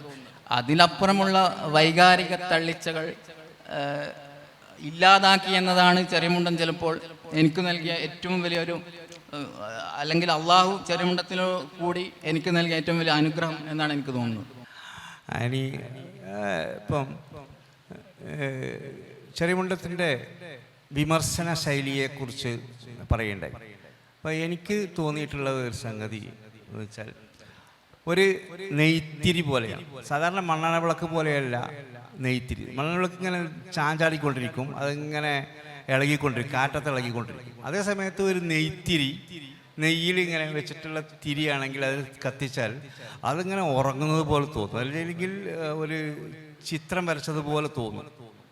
പക്ഷേ അതിപ്പോൾ തൊട്ടാൽ വിവരം അറിയും, ആ മണ്ണെണ്ണ വിളക്ക് തൊട്ട പോലെ ആവില്ല, ഇത് തൊട്ടാൽ പൊള്ളിപ്പോവും. അത്തരം ഒരു ശൈലിയാണ്. വളരെ സോഫ്റ്റായ, വളരെ ആമിക്കബിൾ ആയ ഒരു ലാംഗ്വേജ്, ഒരു ഭാഷ, വളരെ പതുത്ത ഒരു ഭാഷ. അതേ സമയത്ത് വളരെ ആശയം വളരെ വ്യക്തമായിട്ടും ശക്തമായും പറയുന്ന ശൈലിയിലായിരുന്നു അദ്ദേഹത്തിൻ്റെ. ഒരു ശാന്തമായ ഒരു കടൽ, അതേ സമയത്ത് അതിന് താഴെ പ്രക്ഷുബ്ധമായ വേവ്സ് ഉള്ള ഒരു കടൽ പോലെയായിരുന്നു അദ്ദേഹത്തിൻ്റെ വിമർശനങ്ങൾ എന്ന് തോന്നിയിരുന്നു. വളരെ അദബുൽ ഖിലാഫ് എന്ന ആ വിഷയം പറയില്ല. എങ്ങനെ ഒരു മുസ്ലിം വേറെ ഒരു മുസ്ലിമിനോട് അല്ലെങ്കിൽ വേറൊരാളോട് എങ്ങനെ വിയോജിപ്പ് പ്രകടിപ്പിക്കാം, അതിൻ്റെ മെത്തഡോളജി, അതിൻ്റെ മന്നേജ് എന്താണെന്നുള്ളത് അദ്ദേഹം പറയുന്നത്. ആ രീതി അദ്ദേഹം അടുത്ത തലമുറയിലേക്കും കൂടി പലപ്പോഴും കൈമാറിയിട്ടുണ്ട്, അല്ലെങ്കിൽ ബോധപൂർവം അങ്ങനെ ശ്രമിച്ചിട്ടുണ്ട് എന്ന് തോന്നിയിട്ടുണ്ട്. ഇപ്പോൾ പിന്നെ അത് സുഫിയാൻ ആ വിഷയം തുടങ്ങി വെച്ചു. അദ്ദേഹത്തിന് ആ വിഷയത്തിൽ ധാരാളം പറയാനുണ്ട്. അദ്ദേഹത്തിൻ്റെ ഗദ്യശൈലി എന്ന് പറഞ്ഞാൽ അന്യാദൃശമായിരുന്നു. അനിതര സാധാരണമായ ഒരുതരം ഗദ്യശൈലിയായിരുന്നു അദ്ദേഹത്തിൻ്റേത്. ആ വിഷയം കൂടുതൽ സുഫിയാനോട് സംസാരിക്കും. ചെറിയമുണ്ടം മുതൽ മദനിയുടെ ഭാഷ എന്ന് പറഞ്ഞാൽ അനിതര സാധാരണമെന്നൊന്നും പറഞ്ഞാൽ പോരാ, അതൊരു വല്ലാത്ത ഭാഷയാണ്. ഒരുപക്ഷെ ഞാൻ മനസ്സിലാക്കുന്നത് ഷബാബിൻ്റെ ഒരു 25ാം വാർഷികമോ എന്നാണ് എനിക്ക് തോന്നുന്നത്. അതുമായി ബന്ധപ്പെട്ട് അദ്ദേഹം പറയുന്ന ഒരു കാര്യമുണ്ട്. ഷബാബിൻ്റെ വായനക്കാർ വളരെ സാധാരണക്കാരായ ആളുകളാണ്. അപ്പോൾ ഈ സാധാരണക്കാരായ ആളുകൾക്ക് വലിയ സാഹിത്യത്തിൽ എഴുതി കഴിഞ്ഞാൽ സാധാരണക്കാർക്ക് ഒരുപക്ഷെ അത് മനസ്സിലാക്കാൻ സാധിച്ചോളുന്നില്ല. അപ്പോൾ ഷബാബിന് വരുന്ന എഴുത്തുകൾക്ക് പരിമിതികളുണ്ട് എന്ന് അദ്ദേഹം പറഞ്ഞിട്ടുണ്ട്. പക്ഷെ അതേസമയം അദ്ദേഹം എഴുതുമ്പോൾ അദ്ദേഹത്തിൻ്റെ ഭാഷയിൽ പിറക്കുന്ന അദ്ദേഹത്തിൻ്റെ ഭാഷയെ ജീവനെക്കുറിച്ച് അദ്ദേഹം പറയുന്ന ഒരു പ്രയോഗമുണ്ട്. ഞങ്ങൾ നേരത്തെ ഞാനും ആരിഫ് സൈനെല്ലാം ഇതിനെപ്പറ്റി സംസാരിച്ചപ്പോൾ ആ ഭാഗം ഞങ്ങൾ പ്രത്യേകം എടുത്ത് കാണിക്കുകയും ചെയ്തു. അദ്ദേഹം പറയുന്ന ഒരു പ്രയോഗം ശ്രദ്ധിക്കുക. ഒരുപക്ഷെ മലയാള സാഹിത്യത്തോട് താല്പര്യമുള്ള വിദ്യാർത്ഥിനികൾ ഇവിടെ ഉണ്ടാവും എന്നാണ് ഞാൻ മനസ്സിലാക്കുന്നത്. അവരുടെ കൂടെ ശ്രദ്ധയ്ക്ക് വേണ്ടി പറയുകയാണ്. നിങ്ങൾ എഴുതുമ്പോൾ, നിങ്ങൾ പ്രസംഗിക്കുമ്പോൾ ഒരു കോമൺ ആയ ഒരു ലാംഗ്വേജ് അത് എല്ലായിടത്തേക്കും ഫിറ്റ് ആവില്ല. ഒരു വലിയ സമൂഹത്തിന് മുമ്പിൽ നിങ്ങൾ അവതരിപ്പിക്കുമ്പോൾ നിങ്ങൾക്ക് നിലനിൽക്കുന്ന വളരെ സജീവമായ ഭാഷയുടെ ഏറ്റവും ആധുനികമായ രൂപങ്ങളൊക്കെ മുമ്പിൽ വെക്കേണ്ടി വരും. അപ്പം അദ്ദേഹം പറയുന്ന ഒരു ഭാഗം ഞാൻ നിങ്ങളുടെ ശ്രദ്ധയിൽപ്പെടുത്താം. അചേതനമായ അമ്ലഗണങ്ങളുടെ സങ്കീർണ ശൃംഖലയിൽ ചൈതന്യത്തിന്റെ സ്ഫുരണമായി പ്രകാശിതമാകുന്ന ജീവൻ നിഗൂഢതകളുടെയും വിസ്മയങ്ങളുടെയും കേദാരമാകുന്നു. ജീവവർഗങ്ങൾക്കെല്ലാം പേരിടുകയും അവയുടെ മൗലികത്വവും പൊരുളും അന്വേഷണ വിധേയമാക്കുകയും ചെയ്യുന്ന ശാസ്ത്രജ്ഞനും ഗവേഷകനുമായ മനുഷ്യൻ ജീവലോകത്തിലെ മുടിചൂടാ മന്നനത്രേ. എന്നാലും മഹാപ്രതിഭാശാലികൾ പോലും മാനവിക ചൈതന്യം കൊണ്ട് സ്വജീവിതത്തെ ധന്യമാക്കുന്നതിൽ പലപ്പോഴും പരാജയപ്പെടുന്നു. ജീവപ്രഭാവത്തിന്റെ പാരമ്യത്തിൽ കഴിയുന്നുവെന്ന് അഭിമാനിക്കുന്ന ഈ മനുഷ്യർ ഒരുതരം നിർജീവാവസ്ഥയിൽ ആത്മാവിൽ ചൈതന്യം സ്ഫുരിക്കാത്ത സ്ഥിതിയിലാണെന്ന് ഈ വചനം സൂചിപ്പിക്കുന്നു. വിശുദ്ധ ഖുർആനിലെ ഒരു ആയത്ത് സൂചിപ്പിച്ചുകൊണ്ടാണ് അദ്ദേഹം ഇത് എഴുതുന്നത്. ഇത് ഒരുപക്ഷെ അദ്ദേഹം ഇത് എഴുതുമ്പോഴേ അദ്ദേഹത്തിൻ്റെ മനസ്സിലുള്ള ഭാഷയുമായി ബന്ധപ്പെട്ട ആ ഒരു വൈകാരിക തലത്തിൽ നിന്ന് ഈ വിജ്ഞാനത്തെ നോക്കിക്കണ്ട് എഴുതിയതായിരിക്കും. ഒരുപക്ഷെ അനുവാചകൻ അല്ലെങ്കിൽ വായനക്കാരൻ ഇത് എങ്ങനെയാണ് കാണുക എന്നതിനും അപ്പുറം ഒരുപക്ഷെ ആ ഒരു സാധാരണ ശൈലിയിൽ നിന്നും വ്യത്യസ്തമായി അല്പം കൂടി ഒരു ഭാഷയുടെ ഏറ്റവും നല്ല രൂപത്തിലേക്ക് അദ്ദേഹം അതിനെ കൊണ്ടുപോയി എന്നുള്ളതാണ് ഞാനിത് വായിക്കുമ്പോൾ എനിക്ക് മനസ്സിലായിട്ടുള്ളത്. അപ്പം ഇങ്ങനെ ഈ ഒരു ശൈലി നമ്മൾ പിന്നെ പറഞ്ഞ ഒരു കാര്യമാണ്. പിന്നെ മറ്റൊന്ന് ഈ വിമർശകരുമായി ബന്ധപ്പെട്ടത് അതെനിക്ക് തോന്നുന്നത് മറ്റൊരു സന്ദർഭത്തിൽ പറയാം, മറ്റൊരു വിഷയത്തിലേക്ക് നമ്മൾ പോകുമ്പോൾ. എനിക്കതിന് മുമ്പ് ചൂണ്ടിക്കാണിക്കാനുള്ള ഒരു പ്രധാനപ്പെട്ട ഒരു കാര്യം എന്ന് പറയുന്നത്, അദ്ദേഹത്തിൻ്റെ എഴുത്തിൽ പ്രബോധന വിഷയങ്ങളിൽ അദ്ദേഹം തൗഹീദ്, റിസാലത്ത്, ആഖിറത്ത് ഇതിൽ ഊന്നി നിന്നുകൊണ്ടല്ലാത്ത മറ്റൊന്നുമില്ല. അദ്ദേഹത്തിന് പറയാനുണ്ടായുള്ള കാര്യം, ഇസ്ലാം വളരെ ലളിതമായ ഒരു കാര്യം, അതിനെ സങ്കീർണമാക്കേണ്ട കാര്യമില്ല. അപ്പം അതുകൊണ്ട് ഇവിടെ നമ്മൾ സാധാരണ മുമ്പ് നേരെ സൂചിപ്പിച്ചതുപോലെ ജമാഅത്തെ ഇസ്ലാമിയും അതുപോലെയുള്ള വിഭാഗങ്ങളും ഒക്കെ ഇസ്ലാമിലെ പിന്നെ ജീവിത വ്യവസ്ഥയെ സംബന്ധിച്ച് ഒരു കാര്യത്തിൽ ഇസ്ലാം ജീവിത വ്യവസ്ഥയാണ് എന്ന് പറഞ്ഞ ജമാഅത്തെ ഇസ്ലാമിക്കാർക്ക് ഇസ്ലാം ഒരു ജീവിത വ്യവസ്ഥയൊന്നുമല്ല. അതിൽ നമ്മുടെ സുഹൈർ ചുങ്കത്തറക്കൊക്കെ വലിയൊരു പങ്കുണ്ടായിരുന്നു എനിക്ക് തോന്നുന്നത്.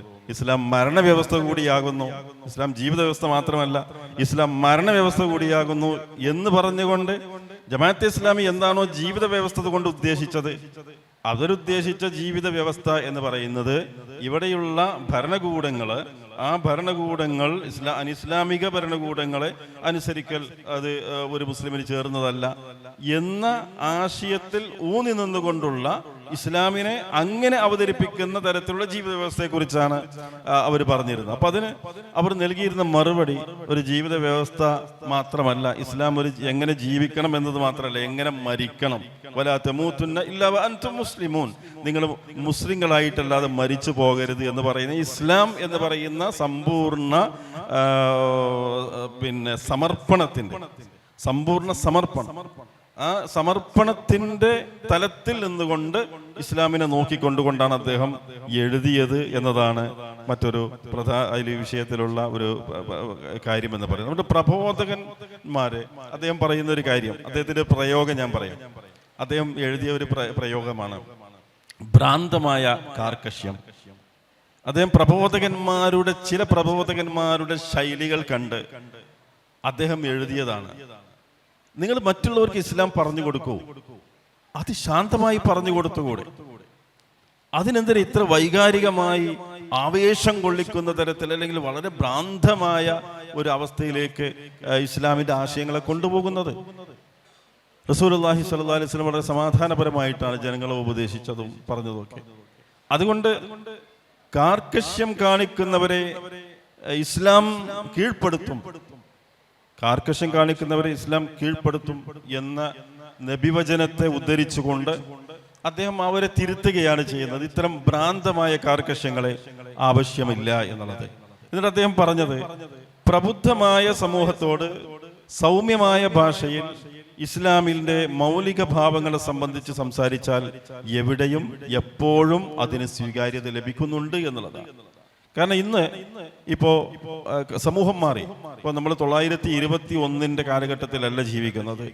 മുസ്ലിം സമൂഹമാണെങ്കിലും മറ്റു സമൂഹങ്ങളാണെങ്കിലും വിദ്യാഭ്യാസപരമായി മുമ്പോട്ട് പോയി, ചിന്താപരമായി മുമ്പോട്ട് പോയി, പലരും സ്വയം പരിവർത്തിപ്പിക്കപ്പെട്ടു. അങ്ങനെയുള്ള കാലഘട്ടത്തിൽ ചെറിയമുണ്ട് അബ്ദുൽ ഹമീദ് മദനി ജീവിച്ചു കൊണ്ടിരിക്കുന്ന സന്ദർഭത്തിൽ അദ്ദേഹം കാണുന്ന 920കളിലോ മറ്റോ കാണുന്ന ചില ശൈലികൾ, ചില സമ്പ്രദായങ്ങൾ കാണുമ്പോൾ അതിനെ തിരുത്താനാണ് അദ്ദേഹം ശ്രമിക്കുന്നത്. അങ്ങനെയല്ല ഇസ്ലാമിനെ ഇന്ന് ഇപ്പം കോളേജുകളിൽ പഠിക്കുന്ന വിദ്യാർത്ഥികൾക്കറിയാം. ഇപ്പോൾ ജാമിയ നദിവിയ മാത്രമല്ല, മറ്റു പൊതു കോളേജുകളിലൊക്കെ പഠിക്കുന്ന വിദ്യാർത്ഥികൾ അവിടെ മിക്സഡ് ആണ്, എല്ലാ കമ്മ്യൂണിറ്റിയും മിക്സഡ് ആണ്. എന്ന് പറഞ്ഞാൽ അവിടെ ഹിന്ദു ഉണ്ട്, മുസ്ലിം ഉണ്ട്, ക്രിസ്ത്യാനി ഉണ്ട്, മുസ്ലിങ്ങൾക്കിടയിൽ തന്നെ വ്യത്യസ്ത വിഭാഗങ്ങളുണ്ട്. അങ്ങനെ എല്ലാ വിഭാഗങ്ങളും ഒരുമിച്ച് പഠിക്കുന്ന സ്ഥലങ്ങളിൽ അവിടെ മസിൽ പിടിച്ചുകൊണ്ടുള്ള ഒരു പ്രബോധനമല്ല, മറിച്ച് വേണ്ടത് അവിടങ്ങളിലൊക്കെ വളരെ ശാന്തമായ ഇസ്ലാമിനെ ഏറ്റവും സുന്ദരമായി അവതരിപ്പിക്കാൻ സാധിക്കുന്ന ഇസ്ലാമിന്റെ മൗലിക ഭാവങ്ങളെ സംബന്ധിച്ച് സംസാരിച്ചാൽ എവിടെയും അതിന് സ്വീകാര്യതയുണ്ട് എന്ന് അദ്ദേഹം സമർത്ഥിക്കുക. ഇതിന് ഒരു കാര്യം കൂടി ഞാൻ എൻ്റെ അനുഭവത്തിൽ നിന്ന് പറയാം. അദ്ദേഹം ഞാൻ കോളേജിൽ പഠിക്കുന്ന കാലത്ത് ഞാൻ തിരുവരങ്ങാടി PSMO കോളേജിലാണ് ഡിഗ്രിക്ക് പഠിച്ചിരുന്നത്. ആ സമയത്ത് ചെറിയമുണ്ടം ഇത്തരം വിഷയങ്ങൾ ഇസ്ലാമിനെ ഒന്ന് അവതരിപ്പിക്കണം. അന്ന് MM അക്ബർ സാഹിബ് എൻ്റെ ജസ്റ്റ് ഒരു വർഷം സീനിയറായിട്ട് കോളേജിൽ പഠിക്കുന്ന സമയമാണ്. അദ്ദേഹം ചെറിയമുണ്ടത്തെ പോലെ പറയുമ്പോൾ അക്ബർ സാഹിബിനെ കുറിച്ചും വളരെ കൂടുതൽ നമുക്ക് പറയേണ്ട ഒരുപാട് കാര്യങ്ങളുണ്ട്. വളരെ ചെറുപ്പത്തിൽ തന്നെ ഇതുപോലെ ദൈക്ഷണികമായ മേഖലയിലേക്ക് കടന്നു വന്ന വ്യക്തി കൂടിയാണ് അക്ബർ സാഹിബ്. അപ്പം അക്ബർ ഞങ്ങളുടെ ജസ്റ്റ് ഒരു വർഷം സീനിയറായി പഠിക്കുന്ന സമയത്ത് ഞങ്ങളൊക്കെ ആരെ കൊണ്ടുവരും ഇസ്ലാമിനെ അവതരിപ്പിക്കാൻ എന്ന് അന്വേഷിക്കുമ്പോൾ ഒരൊറ്റ ഉത്തരം മാത്രമേ ഉള്ളൂ, ചെറിയമുണ്ട് അബ്ദുൽ ഹമീദ് മദനി. അദ്ദേഹത്തെ ഞങ്ങൾ വിളിച്ചു കൊണ്ടുവരുന്ന ഒരുപാട് വിഷയങ്ങളിൽ അന്ന് നേരത്തെ ഇപ്പോൾ INK പറഞ്ഞതുപോലെ എത്ര സൂക്ഷ്മമായിട്ടാണ് കമ്മ്യൂണിസത്തെക്കുറിച്ച്, മാർക്സിസത്തെക്കുറിച്ച്, സത്യത്തിൽ വൈരുദ്ധ്യാത്മക ഭൗതികവാദം ഏറ്റവും കൂടുതൽ ഞാൻ കേട്ടുപഠിച്ചത് ചെറിയമുണ്ട് അബ്ദുൽ ഹമീദ് മദനിയിൽ നിന്നാണ്. അദ്ദേഹത്തിൻ്റെ അന്നത്തെ ശൈലികളിൽ ഒരുപക്ഷെ ഞാൻ എപ്പോഴും എൻ്റെ മനസ്സ് സൂക്ഷിക്കുന്ന ഒരു പ്രയോഗമുണ്ട്. അതെന്താന്ന് വെച്ചാൽ നേരെ മറിച്ചു എന്ന് പറയും. അതെങ്ങനെ പറഞ്ഞു വരുമ്പോൾ നമ്മൾ സാധാരണ പറയും നേരെ മറിച്ച് അങ്ങനെ പറഞ്ഞു പോലെ അദ്ദേഹം ഇങ്ങനെ പറഞ്ഞു വന്നത് നേരെ മറിച്ചു എന്ന് പറഞ്ഞുകൊണ്ടാണ് അടുത്ത സെന്റൻസിലേക്ക് പോവുക.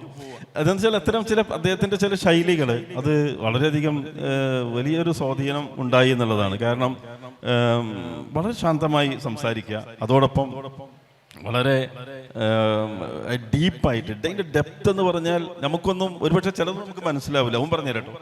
ഞാൻ എൻ്റെ ചെറുപ്പത്തിൽ ചെറിയമുണ്ട് അബ്ദുൽ ഹമീദിന്റെ പ്രസംഗ ക്ലാസ്സുകൾ കേൾക്കുമ്പോൾ ചിലപ്പോൾ നമുക്കൊരു ബോറായി തോന്നും. കാരണം എന്താണെന്ന് വെച്ചാൽ അത്രയും ആഴത്തിലാണ് ഇത് പോയിക്കൊണ്ടിരിക്കുന്നത്. ഓരോ വിഷയങ്ങളുടെ ആഴം എന്ന് പറയുന്നത് അങ്ങനെയായിരുന്നു. പിന്നീടാണ് അതിലെ ഞങ്ങൾ കുറച്ചുകൂടി വിദ്യാർത്ഥികളായി കുറച്ചുകൂടി മുതിർന്ന അതിലേക്ക് എത്തുമ്പോഴാണ് അദ്ദേഹത്തിൻ്റെ ആ സംഗതികൾക്ക് മനസ്സിലാവും. അപ്പം അതിൻ്റെ ഭാഷ, അദ്ദേഹത്തിൻ്റെ ലാളിത്യം, അദ്ദേഹത്തിൻ്റെ അമിതഭാഷണം എന്നൊന്നില്ല അദ്ദേഹത്തിന് അങ്ങനെ ഒരു ശൈലിയേ ഇല്ല. അമിതഭാഷണം, ആളുകളെ കോരിത്തെരിപ്പിക്കുന്ന പ്രസംഗം, ജനശ്രദ്ധ, ഒരു ക്രൗഡ് പുള്ളറായി പ്രസംഗിക്കുക, അതുമില്ല. അദ്ദേഹത്തിൻ്റെ പ്രഭാഷണങ്ങൾ കേൾക്കുന്ന ചുരുങ്ങിയ സദസ്സായിരിക്കും ഉണ്ടാവും. കാരണം അത്രയും ബുദ്ധിയും വിവേകവും അങ്ങനെയൊക്കെ സാധിക്കുന്ന ആളുകളായിരിക്കും അത് കേൾക്കാൻ അവിടെ ഇരിക്കുന്നുണ്ടാവുക എന്നുള്ളതാണ്.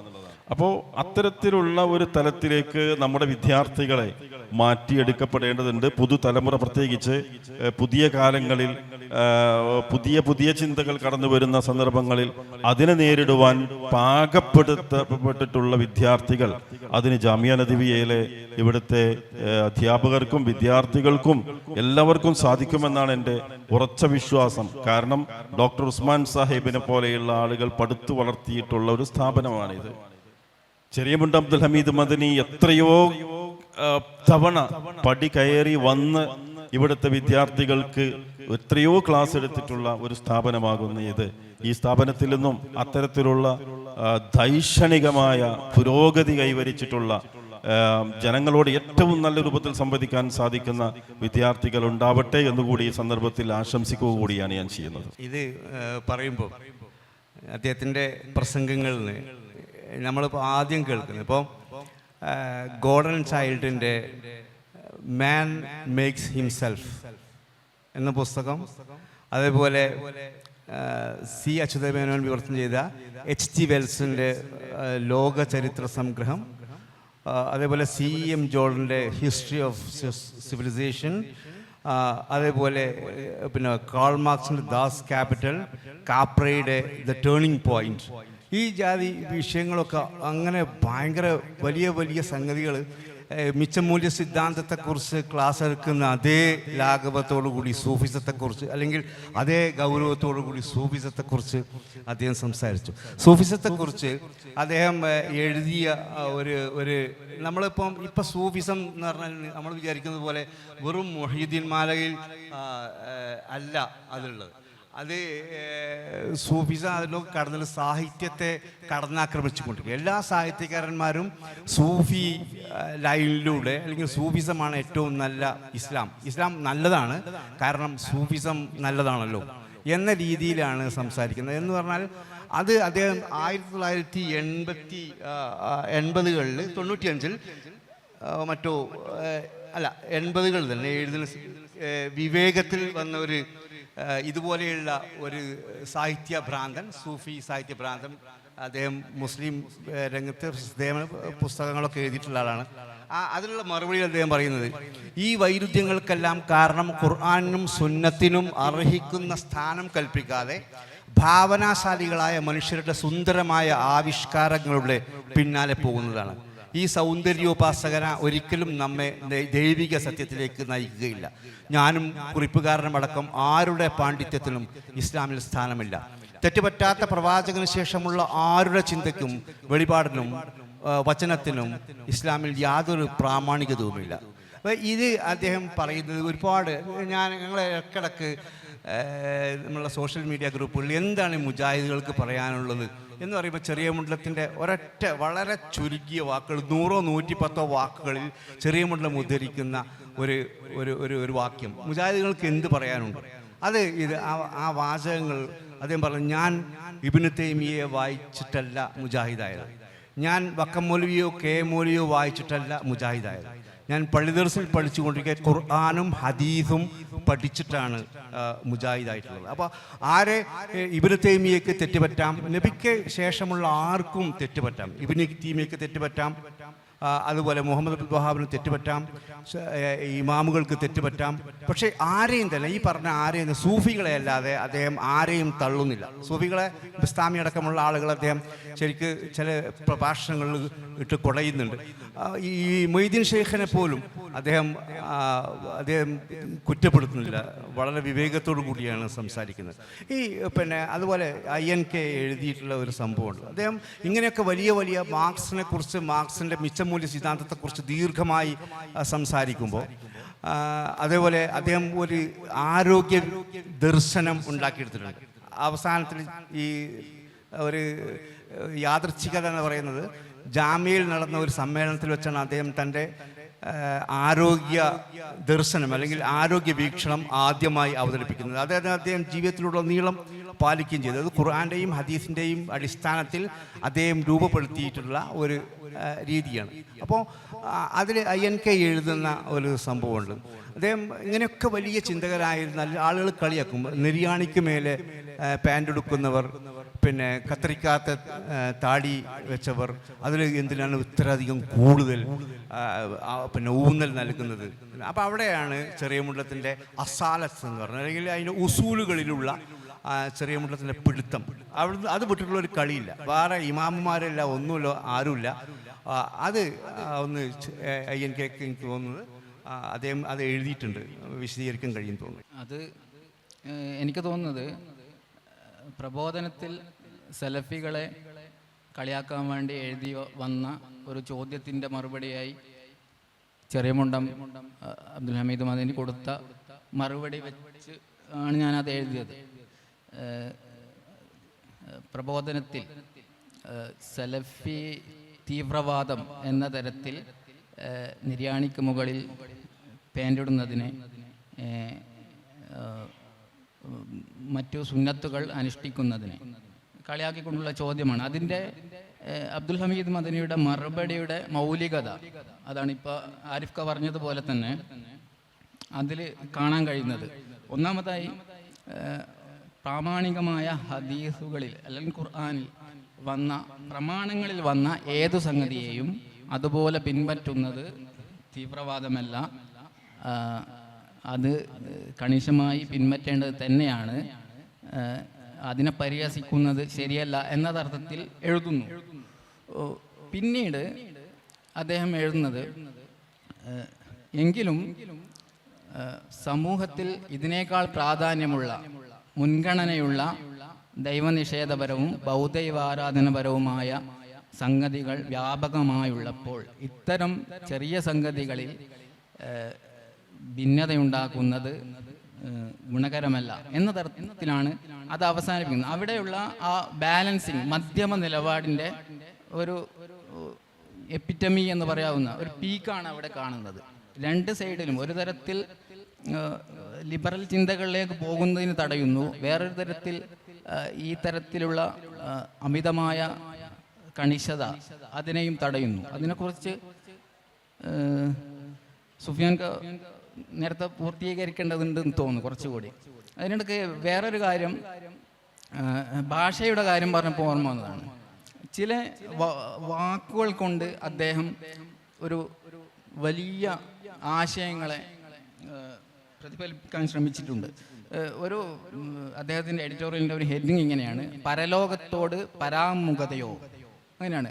എന്നിട്ട് അതിനെ സംഗ്രഹിക്കുന്നത് ഇങ്ങനെയാണ്: ഈ പരലോകത്തോട് പരാമുഖത ഉണ്ടാകാൻ കാരണം ഇഹലോകത്ത് നിന്ന് തന്നെ നേർച്ച വഴിപാടുകൾ വഴി നമ്മുടെ ആഗ്രഹങ്ങൾ സഫലീകരണം കിട്ടുമെന്ന് വിചാരിക്കുന്ന ഒരു കൂട്ടരും, ഇവിടെ തന്നെ നിയമവും നീതിയും പരിപൂർണമാണെന്ന് വിചാരിക്കുന്ന ഇസ്ലാമിക ഭരണവ്യവസ്ഥ വേണമെന്ന് വിചാരിക്കുന്ന മറ്റൊരു കൂട്ടരുമാണ്. അത് അപാരമായി സത്യത്തിൽ പരലോകം മിസ് ചെയ്യുന്ന രണ്ട് കാരണങ്ങളെ അദ്ദേഹം ഒരു വാക്കിലേക്ക് ഒതുക്കുകയാണ് ചെയ്യുന്നതെന്ന് എനിക്ക് തോന്നിയിട്ടുണ്ട്.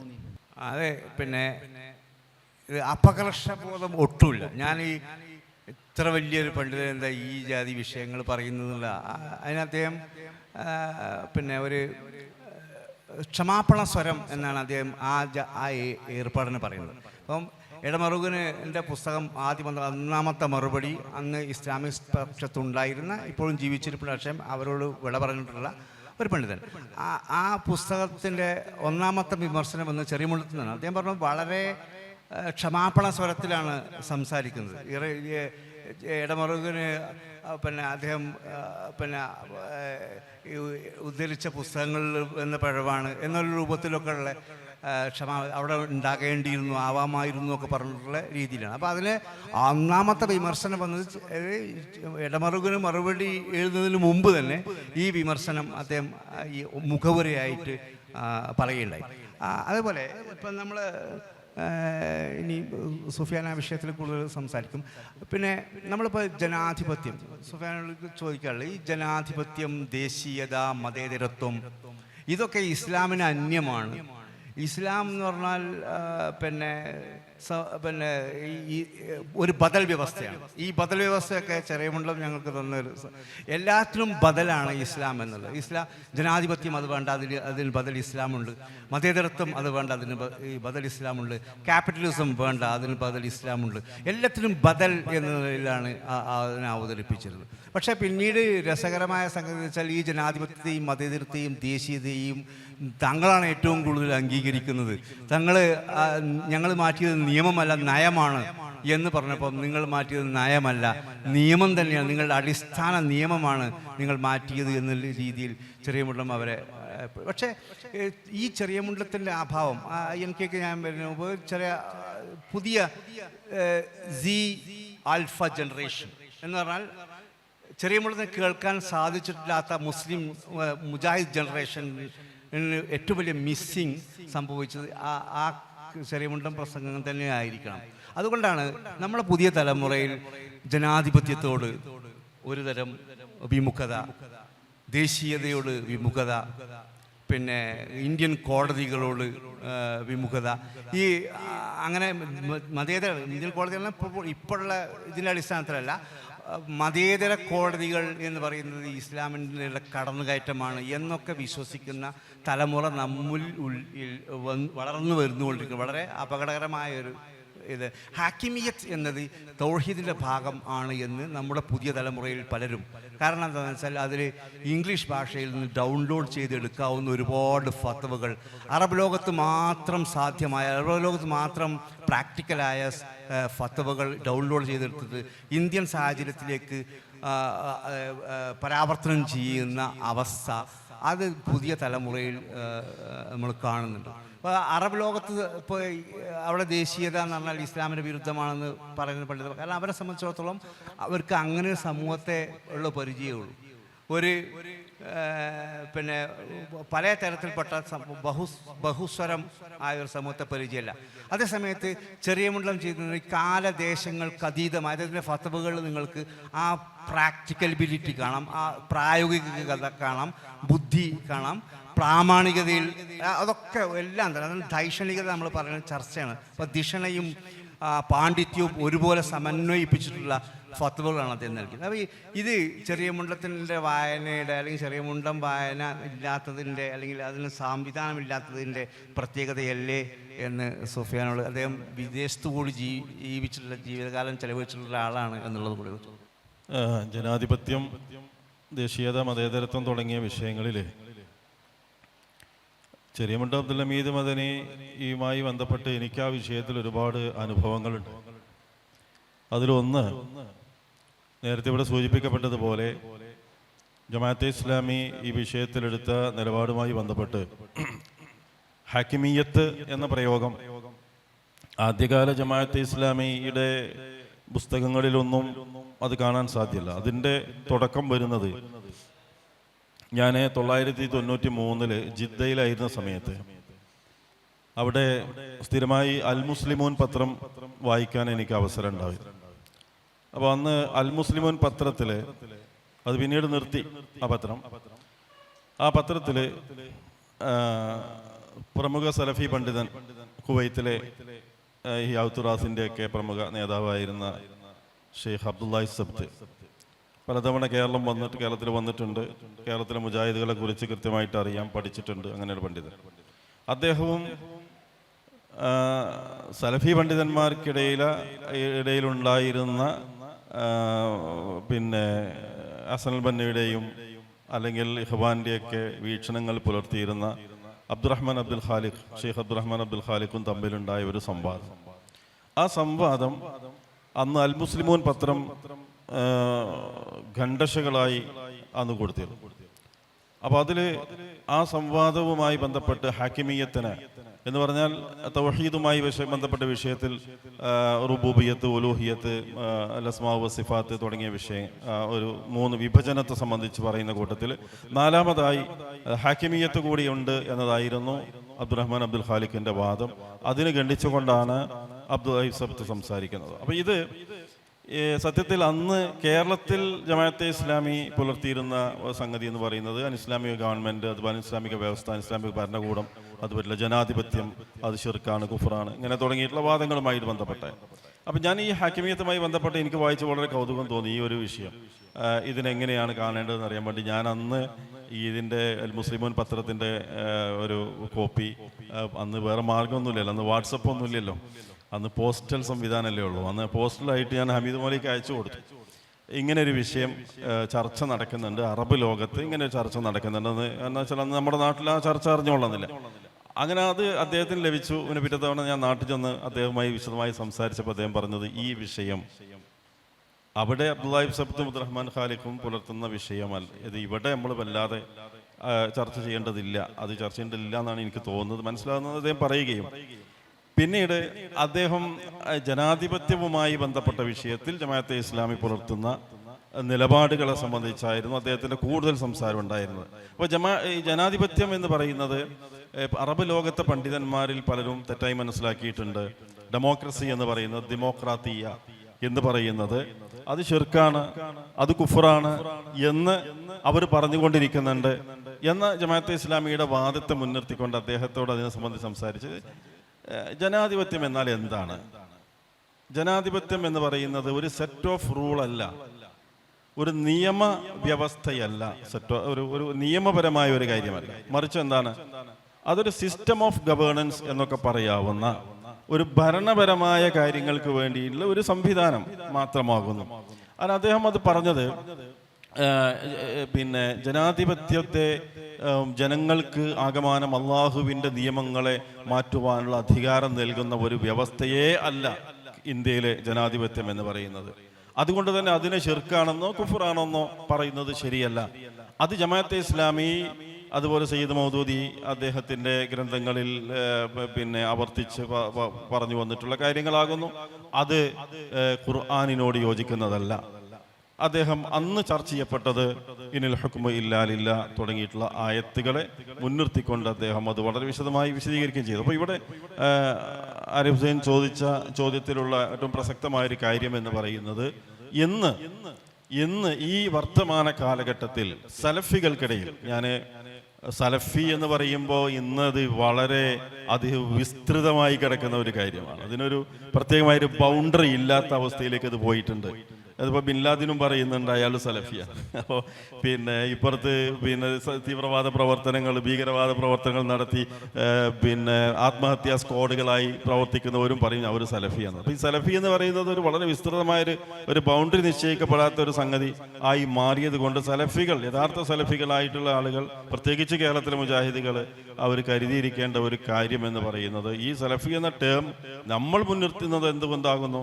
ആദ്യകാല പൂർവ്വകാല 1-ാം നൂറ്റാണ്ടിലും 2-ാം നൂറ്റാണ്ടിലും 3-ാം നൂറ്റാണ്ടിലൊക്കെ ജീവിച്ചിരുന്ന റസൂലുള്ളാഹി സ്വല്ലല്ലാഹു അലൈഹി വസല്ലം സഹാബത്തിൻ്റെയും താബിഈകളുടെയും ഒക്കെ ആ കാലഘട്ടത്തിൽ ഉണ്ടായിരുന്ന ആ വീക്ഷണം എല്ലാ കാര്യങ്ങളും പുലർത്തണം എന്നുള്ളത് കൊണ്ടാകുന്നു. പക്ഷേ ഇവിടെ സലഫികൾക്കിടയിൽ വ്യാപകമായിരിക്കൊണ്ടിരിക്കുന്ന ഒരു ചർച്ച എന്താണെന്ന് വെച്ചാൽ ഈ പറഞ്ഞതുപോലെ ഹാക്കിമിയത്ത് എന്നുള്ള വിഷയം കൊണ്ടുവരിക. അതൊക്കെ നടക്കുന്ന സലഫികൾക്കുള്ളിലാണ്. അവർ പരസ്പരം അങ്ങോട്ടും ഇങ്ങോട്ടും പറയാം. അപ്പോൾ ചില സലഫി പണ്ഡിതന്മാരോട് ചോദിച്ചാൽ ജനാധിപത്യ ശിർക്കാണെന്ന് പറയാം, ജനാധിപത്യ കുഫറാണെന്ന് പറയാം. അപ്പോൾ ആ സലഫി പണ്ഡിതൻ അങ്ങനെ പറഞ്ഞല്ലോ, ഈ സലഫി പണ്ഡിതൻ ഇങ്ങനെ പറഞ്ഞിട്ടുണ്ടല്ലോ, പിന്നെ എന്തിനാ നമ്മൾ ശിർക്കല്ല എന്ന് പറയാൻ പോകുന്നത്, എന്തിനാ കുഫറല്ല എന്ന് പറയാൻ പോകുന്നത് എന്നൊരു ഇതിലേക്ക് സംഗതികൾ പോവുകയാണ് ചെയ്യുന്നത്. അപ്പോൾ ഇതിന് ജമാഅത്തെ ഇസ്ലാമിക്കാരെന്താ ചെയ്തത്? ജമാഅത്തെ ഇസ്ലാമിക്കാർ ചെയ്തത് ഇപ്പോൾ ജനാധിപത്യത്തെ അംഗീകരിക്കുന്നുണ്ടല്ലോ എന്ന് ചോദിക്കുമ്പോൾ അവർ പറയും ജനാധിപത്യത്തിൽ ഒരുപാട് നല്ല വശങ്ങളുണ്ട്, നല്ല ഗുണങ്ങളുണ്ട്, അതിനെ നമ്മൾ ഉപയോഗപ്പെടുത്തുക. എന്നാൽ ജനാധിപത്യത്തിന്റെ അസ്ൽ എന്ന് പറയുന്നത് അത് ഷിർക്കാണ്, കുഫറാണ് എന്ന് പറയുകയും ചെയ്യുക എന്നുള്ളതാണ്. എന്ന് പറഞ്ഞാൽ അസ്ല് ഷിർക്കും ഫർഅ് തൗഹീദുമാകുന്ന ഒരു അവസ്ഥയിലേക്കുള്ള ഒരു വിശദീകരണം. ഈ വിശദീകരണത്തിൽ കുറച്ചെങ്കിലും ചില സലഫികൾ വീണുപോയിട്ടുണ്ട് എന്നാണ് ഞാൻ മനസ്സിലാക്കുന്നത്. അതിൻ്റെ ചില പ്രശ്നങ്ങളാകുന്നു അറബ് ലോകത്തൊക്കെ സംഭവിക്കുന്നത്. ഞാൻ അറബ് ചില സലഫി പണ്ഡിതന്മാരോട് സംസാരിക്കുമ്പോൾ അവർ പറയാറുള്ളത്, പിന്നെ ഇങ്ങനത്തെ കാര്യങ്ങൾ പറയുമ്പോൾ ഇപ്പോൾ സൗദി അറേബ്യ എന്ന് പറഞ്ഞാൽ അത് എന്ത് രാജ്യമാണ്? അവിടെ ഇസ്ലാമിക രാജ്യമാണെന്ന് പറയും. പക്ഷെ അടിസ്ഥാനപരമായി അത് ഒരു രാജഭരണമുള്ള ഒരു രാജ്യമാണ്. ഇപ്പൊ രാജാവ് തീരുമാനിച്ചതാണ് അവിടെ ഇസ്ലാമിക ഭരണം എന്നുള്ളത്. അപ്പോൾ ആരാ തീരുമാനിക്കുന്നത്? രാജാവാണ് തീരുമാനിക്കുന്നത്. അപ്പോൾ അവിടെ ഒരു ഏകാധിപത്യ സ്വഭാവമുണ്ട്, ഇവിടെ ജനാധിപത്യ സ്വഭാവം ഉണ്ട് എന്നുള്ളൂ. അപ്പോൾ എവിടെയാണ് ശിർക്കും കുഫറും വരുന്നത് എന്നൊരു പ്രസക്തമായൊരു ചോദ്യം അവിടെ നിലനിൽക്കുന്നുണ്ട്. അപ്പോൾ അതിന് പലപ്പോഴും അവർക്ക് ഒരു കൃത്യം ഉദാഹരണം പറഞ്ഞാൽ നമ്മൾ പറയും പുകവലി, ഇവിടെ നമ്മൾ പറയും മദ്യം ഹറാമാക്കുക. പാർലമെന്റ് യോഗം ചേർന്നിട്ട് മദ്യം ഹറാമാക്കുന്നു, അല്ലെങ്കിൽ മദ്യം ഹലാലാക്കുന്നു. അപ്പൊ ഹറാമായ മദ്യത്തെ ഹലാലാക്കുകയാണ് ഇന്ത്യൻ പാർലമെന്റ് ചെയ്യുന്നത് എന്ന് പറയുമ്പോൾ ഞാൻ ഇപ്പോൾ പുകവലി ഹറാമാണ് എന്നാണ് പൊതുവെ നമ്മുടെ സൗദി അറേബ്യയിലേക്കുള്ള പണ്ഡിതന്മാർ പറയാറുള്ളത്. സംഗീതം ഹറാമാണ് എന്ന് പറയാറുണ്ട്. പക്ഷെ അവിടങ്ങളിലൊക്കെ കടകളിലെല്ലാം ദുഹാൻ കിട്ടുന്നുണ്ട്, പുകവലി കിട്ടുന്നുണ്ട്, സിഗരറ്റ് കിട്ടുന്നുണ്ട്. അപ്പൊ അവിടെ ഈ ഹറാമായ സിഗരറ്റിനെ ഹലാലാക്കുകയാണ് ചെയ്തത് അല്ല. അപ്പൊ അതിൽ ഉസൂലിയായ ചില വിഷയങ്ങൾ ഇവിടെ പണ്ഡിതന്മാരൊക്കെ ഉണ്ട്, എനിക്കറിയാം. ആ പണ്ഡിതന്മാർക്കൊക്കെ അറിയുന്ന കാര്യങ്ങളാകുന്നു. അതായത് ഹലാലായ ഒരു കാര്യത്തെ അത് മംനൂ ആക്കാനോ ഹറാമായ കാര്യത്തെ ചില ഘട്ടങ്ങളിൽ മസ്മൂഹാക്കാനോ ഒക്കെയുള്ള അധികാരം അത് ആളുകൾക്കുണ്ട് എന്നുള്ളത്. അപ്പൊ ജനാധിപത്യം അടിസ്ഥാനപരമായി ഷിർക്കാണ്, കുഫറാണ് എന്ന് പറയുന്നവർ, ഏകാധിപത്യം അത് ഷിർക്കാണ്, കുഫറാണ്, അല്ലെങ്കിൽ രാജാധിപത്യം അത് ഷിർക്കാണ്, കുഫറാണ് എന്ന് പറയാൻ എന്തുകൊണ്ട് മടി കാണിക്കുന്നു എന്നൊരു മറു ചോദ്യം അവിടെ നിൽക്കുന്നത്. അതുകൊണ്ടാണ് ഞാൻ ചെറിയമുണ്ടം പറഞ്ഞ ആ ഭാഗം പറയുന്നത്. അദ്ദേഹം വിശദീകരിച്ചത് ഇതൊരിക്കലും തന്നെ ഒരു ശരീഅത്തല്ല. ഏത് ജനാധിപത്യം എന്ന് പറയുന്നത് ഒരു ശരീഅത്തല്ല, അതൊരു എങ്ങനെ ഭരിക്കണം എന്നതിൻ്റെ ഒരു സിസ്റ്റം മാത്രമാകുന്നു. അതിനപ്പുറം ആർക്കെങ്കിലും അള്ളാഹുവിൻ്റെ നിയമത്തിന് പുറമെ മറ്റൊരു നിയമം ഉണ്ടാക്കാൻ അവകാശമുണ്ട് എന്നാരും വിശ്വസിക്കുന്നില്ല. അതൊക്കെ നമ്മൾ ഇബാദത്ത് താരതമ്യ പഠനത്തിലൊക്കെ വളരെ വിശദമായി വിശദീകരിച്ചിട്ടുള്ള കാര്യം കൂടിയാകുന്നു. അപ്പോൾ ആ വിഷയത്തിൽ അതങ്ങനെയാണ് യഥാർത്ഥത്തിൽ ചെറിയമുണ്ടം പോലെയുള്ള പണ്ഡിതന്മാർ മനസ്സിലാക്കിയിട്ടുള്ളത്. ഇപ്പോൾ എവിടെ എത്തിയെന്ന് വെച്ചാൽ നമ്മളിപ്പോൾ ഓട്ട മത്സരത്തിൽ ഉണ്ടല്ലോ, ഒരു ലാപ്പ് ഓടിങ്ങനെ വൃത്താകാരത്തിൽ ഓടി. നമ്മൾ കുറേ മുമ്പ് ഓട്ടം തുടങ്ങിയതാണ്. നമ്മളെ പിന്നിലാണ് ജനാധിപത്യമൊക്കെ ഇവർ അംഗീകരിച്ചിട്ട് നമ്മൾ 2ാം ലാപ്പിലേക്ക് കടന്നപ്പോൾ അവർ 1ാം ലാപ്പ് പൂർത്തിയായിട്ടില്ല. പക്ഷെ നമ്മളെ കാണുന്നവർക്ക് നമ്മളെ മുമ്പിലാണ്. അപ്പം അവരാണ് ഇതിൻ്റെയൊക്കെ ജനാധിപത്യത്തിലേക്ക് നേരത്തെ എത്തിയത് എന്നുള്ള രൂപത്തിൽ ഉള്ള സംസാരങ്ങൾ ആയിട്ട് അത്രമാത്രം രാജാവിനേക്കാൾ വലിയ രാജഭക്തി, ജനാധിപത്യത്തെക്കാൾ വലിയ ജനാധിപത്യവാദികളായി ഇപ്പം മാറിയിട്ടുണ്ടെന്നുള്ളത് രസകരമായ സംഗതി. പിന്നെ ഈ സലഫി എന്നുള്ള വീക്ഷണത്തെ, അദ്ദേഹത്തിൻ്റെ ചെറിയമുള്ളത്തിൻ്റെ വീക്ഷണത്തിൽ സലഫി എന്ന് പറയുന്നത് അതിൽ അദ്ദേഹം അബൂബക്കർ സിദ്ദീഖ് സലഫി ആണ്, ഉമർ സലഫിയാണ്, പിന്നീട് ഉള്ള താബികൾ സലഫിയാണ്. അതുപോലെ ഈ മദ്ഹബിൻ്റെ ഇമാമുകൾ മുഴുവൻ സലഫികളാണ്. പിന്നെ അബു ഹനീഫ അതാണ്, മാലിക് അതാണ്, അതുപോലെ പിന്നെ ഷാഫി, ഇമാം അഹ്മദ് ബിൻ ഹംബൽ എല്ലാവരും സലഫികളാണ്. അവർക്ക് ചില ആളുകൾക്ക് ഇപ്പോൾ ഇറാഖിൽ ജീവിച്ചിരുന്ന അബു ഹനീഫക്ക് കാര്യമായ പിന്നെ താബികളൊന്നും കാണാൻ കാര്യമായ അവസരം ലഭിക്കാത്തതിനാൽ ചില ഹദീസുകൾ അവർക്ക് ലഭിച്ചിട്ടില്ല. പക്ഷേ അതുകൊണ്ട് തന്നെ അവർ അദ്ദേഹത്തിൻ്റെ അഭിപ്രായം പറയും. അല്ലാതെ അബു ഹനീഫ റഈൻ്റെ ആളാണെന്ന് പറഞ്ഞാൽ നമ്മളിപ്പോൾ ഈ കാണുന്നത് തോന്നിയ പോലെ എന്തെങ്കിലും പറഞ്ഞ ആളാണെന്നല്ല അതിൻ്റെ അർത്ഥം. അദ്ദേഹം സലഫിയാണ്. ഓരോരുത്തരെയും മുഹമ്മദ് അബ്ദുൽ വഹാബ് വരുന്ന സമയത്ത് മുഹമ്മദ് അബ്ദുൽ വഹാബ് മാത്രമല്ല അദ്ദേഹത്തിൻ്റെ അഭിപ്രായക്കാരായിട്ടുണ്ടായിരുന്നത്. അതായത് ഇബ്നു തൈമിയ്യ വരുമ്പോൾ അദ്ദേഹം മാത്രമല്ല ആ അഭിപ്രായക്കാരനായിട്ടുണ്ടായിരുന്നുള്ളത്, ഒരുപാട് ആളുകളുണ്ട്. പക്ഷേ അവരാണ് ഇത് പുറത്തേക്ക് ഇതിനെ എത്തിച്ചത് എന്നുള്ളതുകൊണ്ടാണ്, അതിൻ്റെ രേഖകളായിട്ട് എഴുതപ്പെട്ടിട്ടുള്ളത് കൊണ്ടാണ് നമ്മൾ പല ആളുകളും ഇബ്നു തൈമിയ്യ ഇത് ആദ്യം കൊണ്ടുവന്ന ആളാണ് എന്ന് പറയുന്നത്. ഇതിന് പറയാനുള്ള ഇനി പിന്നെ നമ്മളെ എനിക്ക് തോന്നുന്നത് നമ്മൾ അടുത്ത ഒരു ഘട്ടത്തിലേക്ക് നമ്മളെ സമയം തീരും തോന്നുന്നുണ്ട്. ഇപ്പം അദ്ദേഹം ഒരു സംരംഭകൻ ആയിരുന്നു നമ്മൾ പറഞ്ഞു. ഒന്നാമെന്ന് വെച്ചാൽ ഇപ്പോൾ അബു ഹനീഫ അദ്ദേഹം ഒരു സംരംഭകനായിരുന്നു. അദ്ദേഹം ഒരു കച്ചവടക്കാരൻ, തുണി കച്ചവടക്കാരനായിരുന്നു. അപ്പോൾ നേരത്തെ പറഞ്ഞ ഈ സലഫി എന്നുള്ള അബു ഹനീഫ അദ്ദേഹം പ്രത്യേകം പറയുന്നുണ്ട് സലഫി ആണ് എന്ന് പറയുന്നത്. അപ്പോൾ ആ രീതി പിന്തുടർന്നുകൊണ്ട് അത് എനിക്ക് തോന്നുന്നു സുഫിയാനാണ് അദ്ദേഹം സംരംഭകൻ എന്നുള്ള നിലയിൽ അദ്ദേഹത്തിൻ്റെ ഇൻഡോ അറബ് പ്രസ് നമ്മൾ അത്ഭുതം തോന്നില്ല. കാരണം അന്ന് ഈ മുജാഹിദ് പണ്ഡിതന്മാരെന്ന് പറഞ്ഞാൽ ഒന്നുകിൽ സ്കൂൾ അധ്യാപകർ അല്ലെങ്കിൽ ഒന്നുമില്ല, അങ്ങനെ നടക്കുന്ന ആളുകളാണ്. അതേ സമയത്ത് അദ്ദേഹം ഒരു സ്കൂൾ അധ്യാപകനും ആണ്. പുറമെ തിരൂർ ബസ് സ്റ്റാൻഡിൽ അദ്ദേഹത്തിൻ്റെ അൽ ഹിന്ദ് ബുക്ക് സ്റ്റാളും ഇൻഡോ അറബ് പ്രസ്സും അത് ഒരു അത്ഭുതം തന്നെയായിരുന്നു. എന്ന് പറഞ്ഞാൽ ഇത് ആരുടെയെങ്കിലും മുമ്പിൽ കൈനീട്ടി നടക്കേണ്ട ആളല്ല പണ്ഡിതൻ. അയാൾ സംരംഭങ്ങളിലേക്ക് ഇറങ്ങണം. അതേസമയം സംരംഭം എന്ന് പറയുന്നത് എല്ലാത്തിൻ്റെയും പിന്നാലെ പോകരുതെന്ന് ഒരു ചോദ്യോത്തരത്തിൽ പറയുന്നുണ്ട്. ഇതിൻ്റെ ഹറാം ഹലാലുകൾ ശരിക്ക്. അപ്പോൾ നമ്മളുണ്ടല്ലോ, ഞാൻ ഇത്ര ഉറുപ്പ്യ നിങ്ങൾക്ക് ഇത്ര രൂപ തന്നാൽ ഞാൻ മാസത്തിൽ നിങ്ങൾക്ക് ഇത്ര ഉറുപ്പ്യ തരാം. അത് അദ്ദേഹം പ്രത്യേകം പറയുന്നത് ഫിക്സ്ഡ് ഡെപ്പോസിറ്റാണ്, അത് പിന്നെ അത് പലിശയാണ്. അങ്ങനെ ഒരു കഷ്ടപ്പാടല്ല. ഇത്ര മാസം ഇത്ര കൊല്ലത്തിൽ മൊത്തം ഇത്ര ഉറുപ്പ്യ എന്നാൽ മാസം ഇത്ര ഞാൻ നിങ്ങൾക്ക് തരാമെന്ന് പറഞ്ഞൊരു കച്ചവടം ഇസ്ലാമിൽ ഇല്ല എന്ന് പറഞ്ഞു. അപ്പോൾ സംരംഭം കേട്ടിട്ട് ഓടിപ്പോയിട്ട് സംരംഭകരാകേണ്ട ആവശ്യമില്ല. അതിൻ്റെ ഫീസിബിലിറ്റി സ്റ്റഡി നടത്തിയതിന് ശേഷം ആയിരിക്കണം പിന്നെ ഈ സംരംഭങ്ങളിലേക്ക് ഇറങ്ങേണ്ടത്. അപ്പോൾ അദ്ദേഹം നല്ല വിജയിച്ച വളരെ സക്സസ്ഫുൾ ആയ ഒരു സംരംഭകനായിരുന്നു. പ്രസ്സായാലും ശരി, ആ പുസ്തകശാല കൊണ്ടായിരിക്കണം അദ്ദേഹത്തിന് ഒരുപാട് പുസ്തകങ്ങൾ വായിക്കാനുള്ള അവസരം ലഭിച്ചത്. ഈ പറയുന്നത് പോലെ തന്നെ, ഗദ്യം പറയുന്നത് പോലെ തന്നെ അദ്ദേഹം പദ്യവും കളമനിട്ടയെയും അതുപോലെ ഉള്ളൂരിനെയും ഒക്കെ പിന്നെ എന്താണ്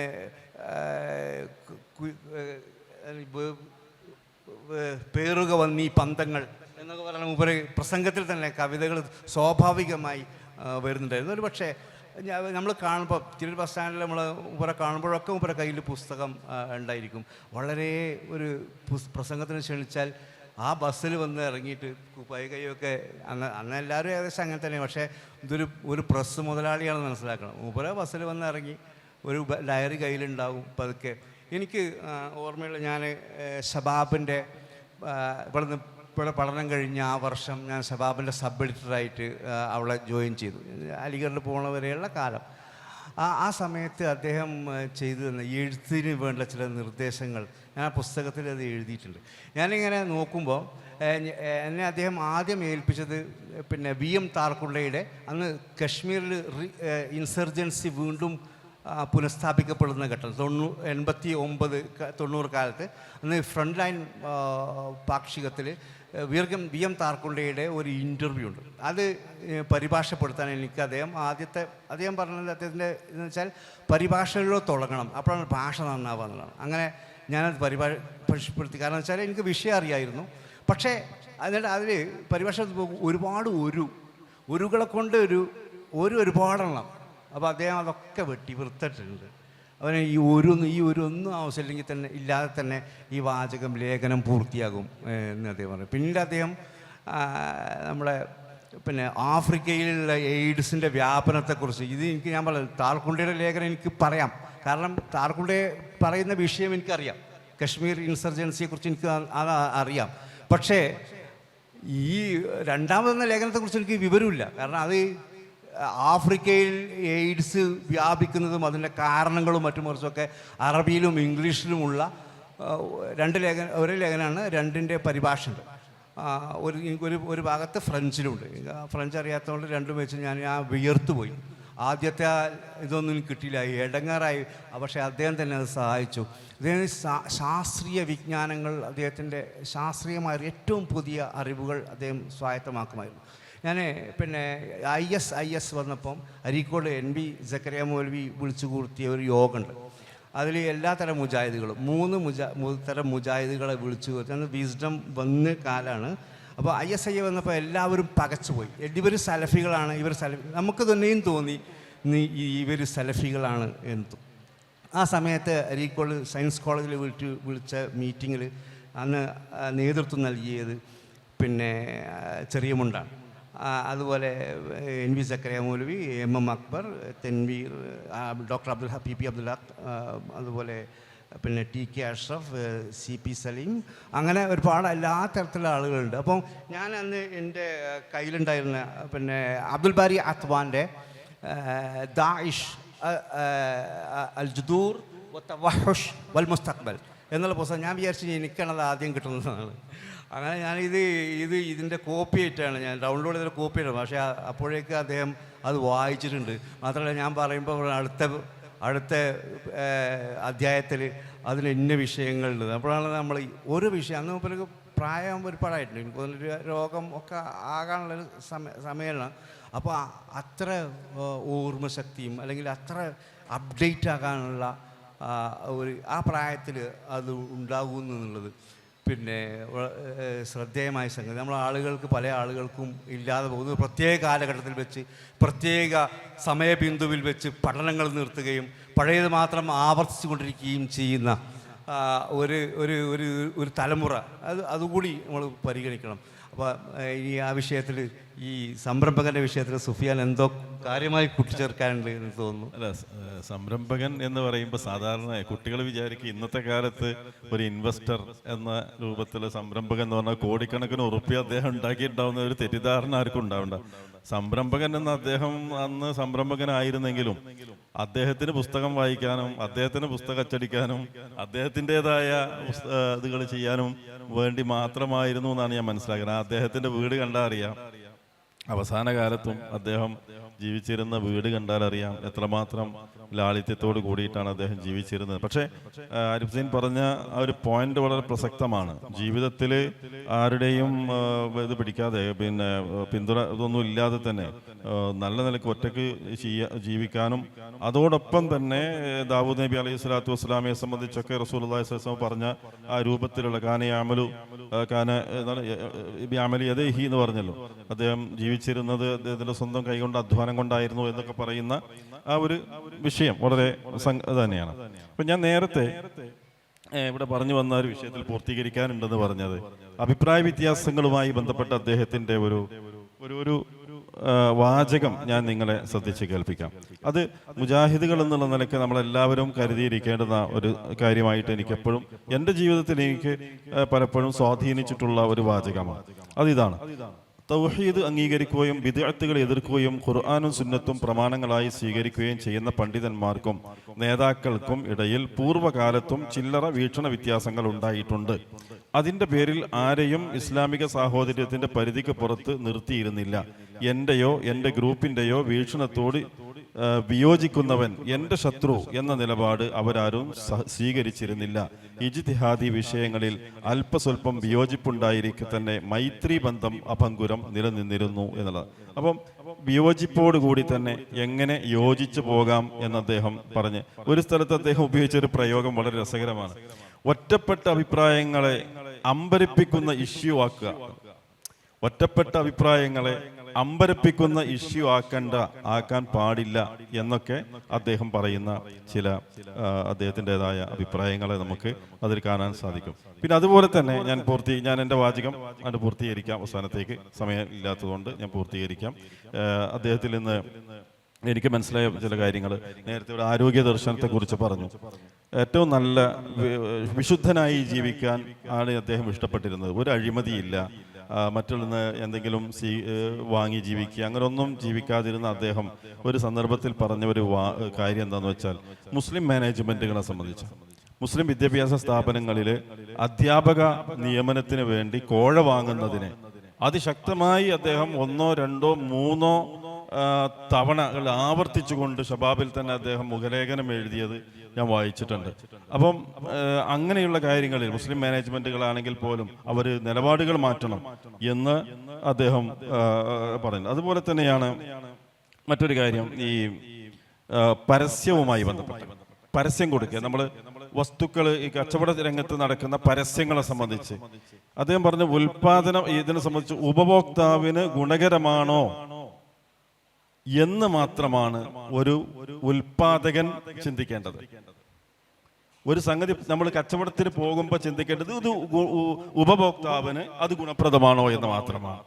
അത് എത്രത്തോളം വിറ്റഴിക്കാൻ സാധിക്കും എന്നല്ല ഒരു വിശ്വാസിയായ ആള് ചിന്തിക്കേണ്ടത്.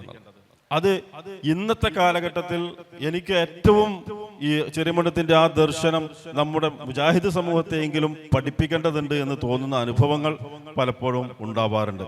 അപ്പൊ ഈ പരസ്യങ്ങളിൽ ഉണ്ടാകുന്ന, അന്ന് അദ്ദേഹം ഈ ആരോഗ്യ ദർശനത്തെ കുറിച്ച് പറഞ്ഞു, രസമുള്ള രസിന രസിന എന്ന് പറഞ്ഞ പാട്ടൊക്കെ ഉണ്ടായിരുന്നല്ലോ, രസിനയുടെ പരസ്യം.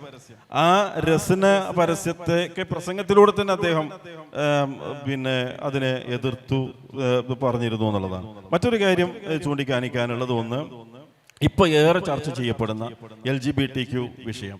ഈ LGBTQ വിഷയത്തില് അന്ന് ചെറിയമുണ്ടം എഴുതിക്കൊണ്ടിരുന്ന കാലഘട്ടത്തിൽ LGBT പ്രയോഗങ്ങളൊന്നുമില്ല.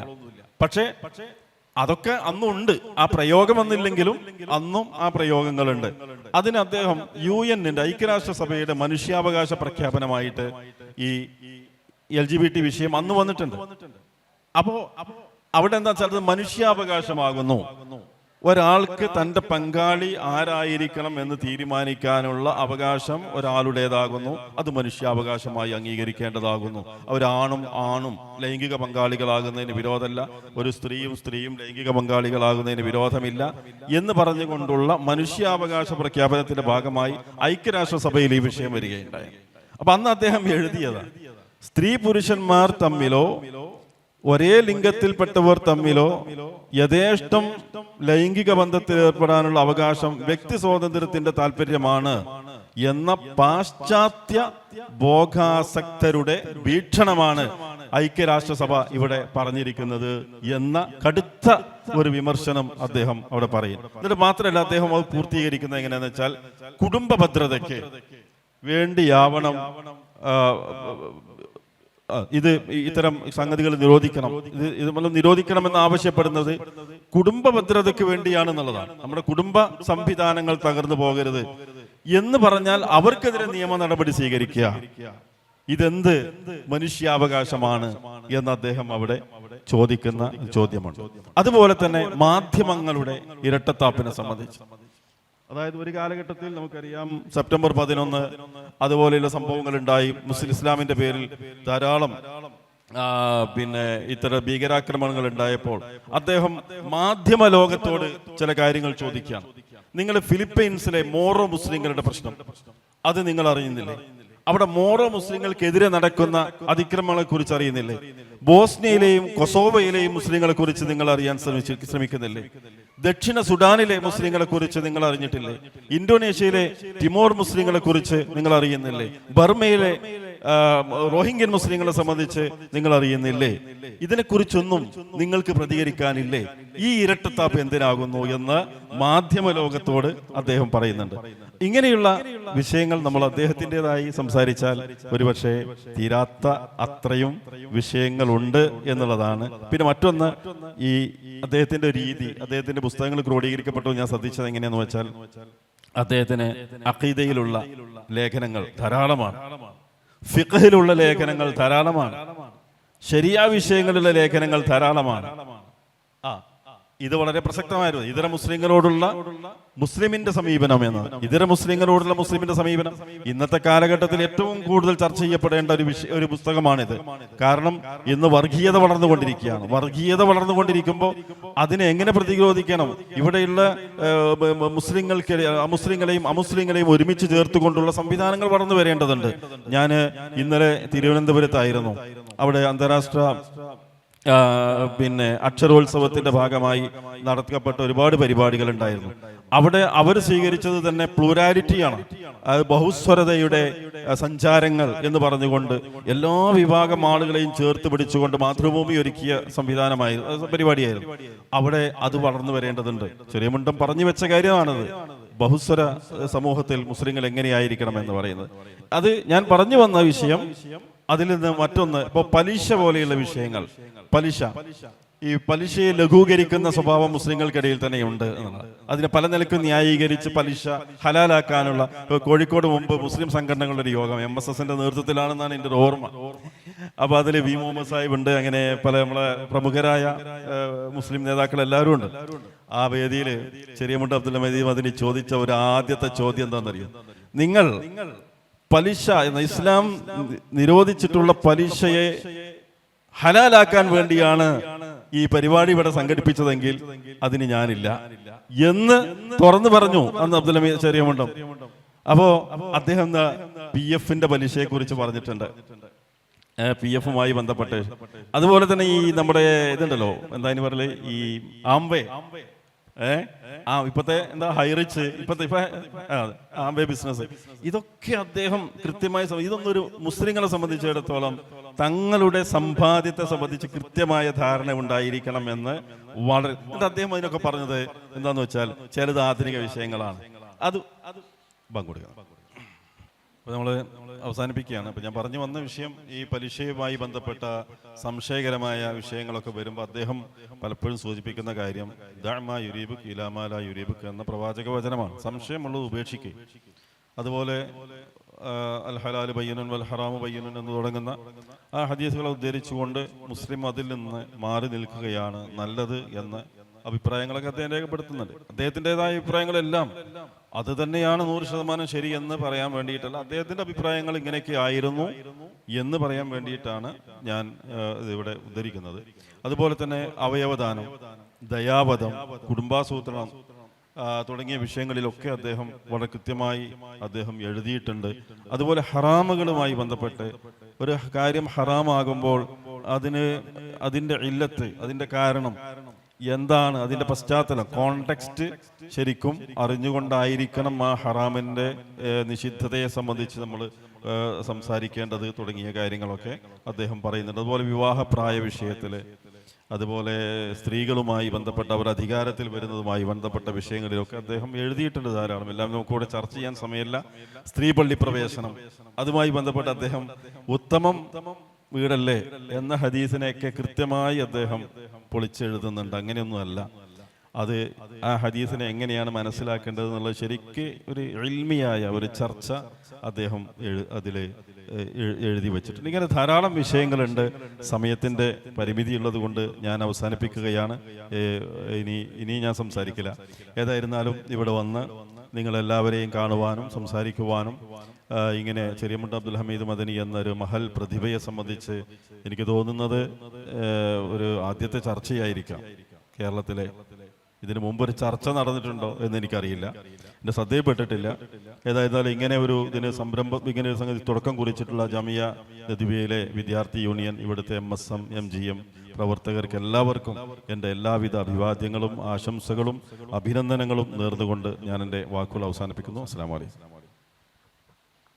ഇനി ഞാൻ എനിക്കോട് നേരത്തെ ചോദിച്ച ചോദ്യം അദ്ദേഹം ആൽഫ സി ജനറേഷൻ, അതായത് പുതിയ കോളേജ് കുട്ടികൾ, ആ 2000 ശേഷമുള്ള ആളുകളുടെ കുട്ടികൾ ചെറിയ മുണ്ടത്തിന് മിസ് ചെയ്യുന്നുണ്ട്, അല്ലെങ്കിൽ അവരുടെ ചെറിയ മുണ്ടം വായനയുടെ കുറവ് അവരിൽ കാണുന്നുണ്ട് എന്ന് അദ്ദേഹം എഴുതുകയുണ്ടായില്ല.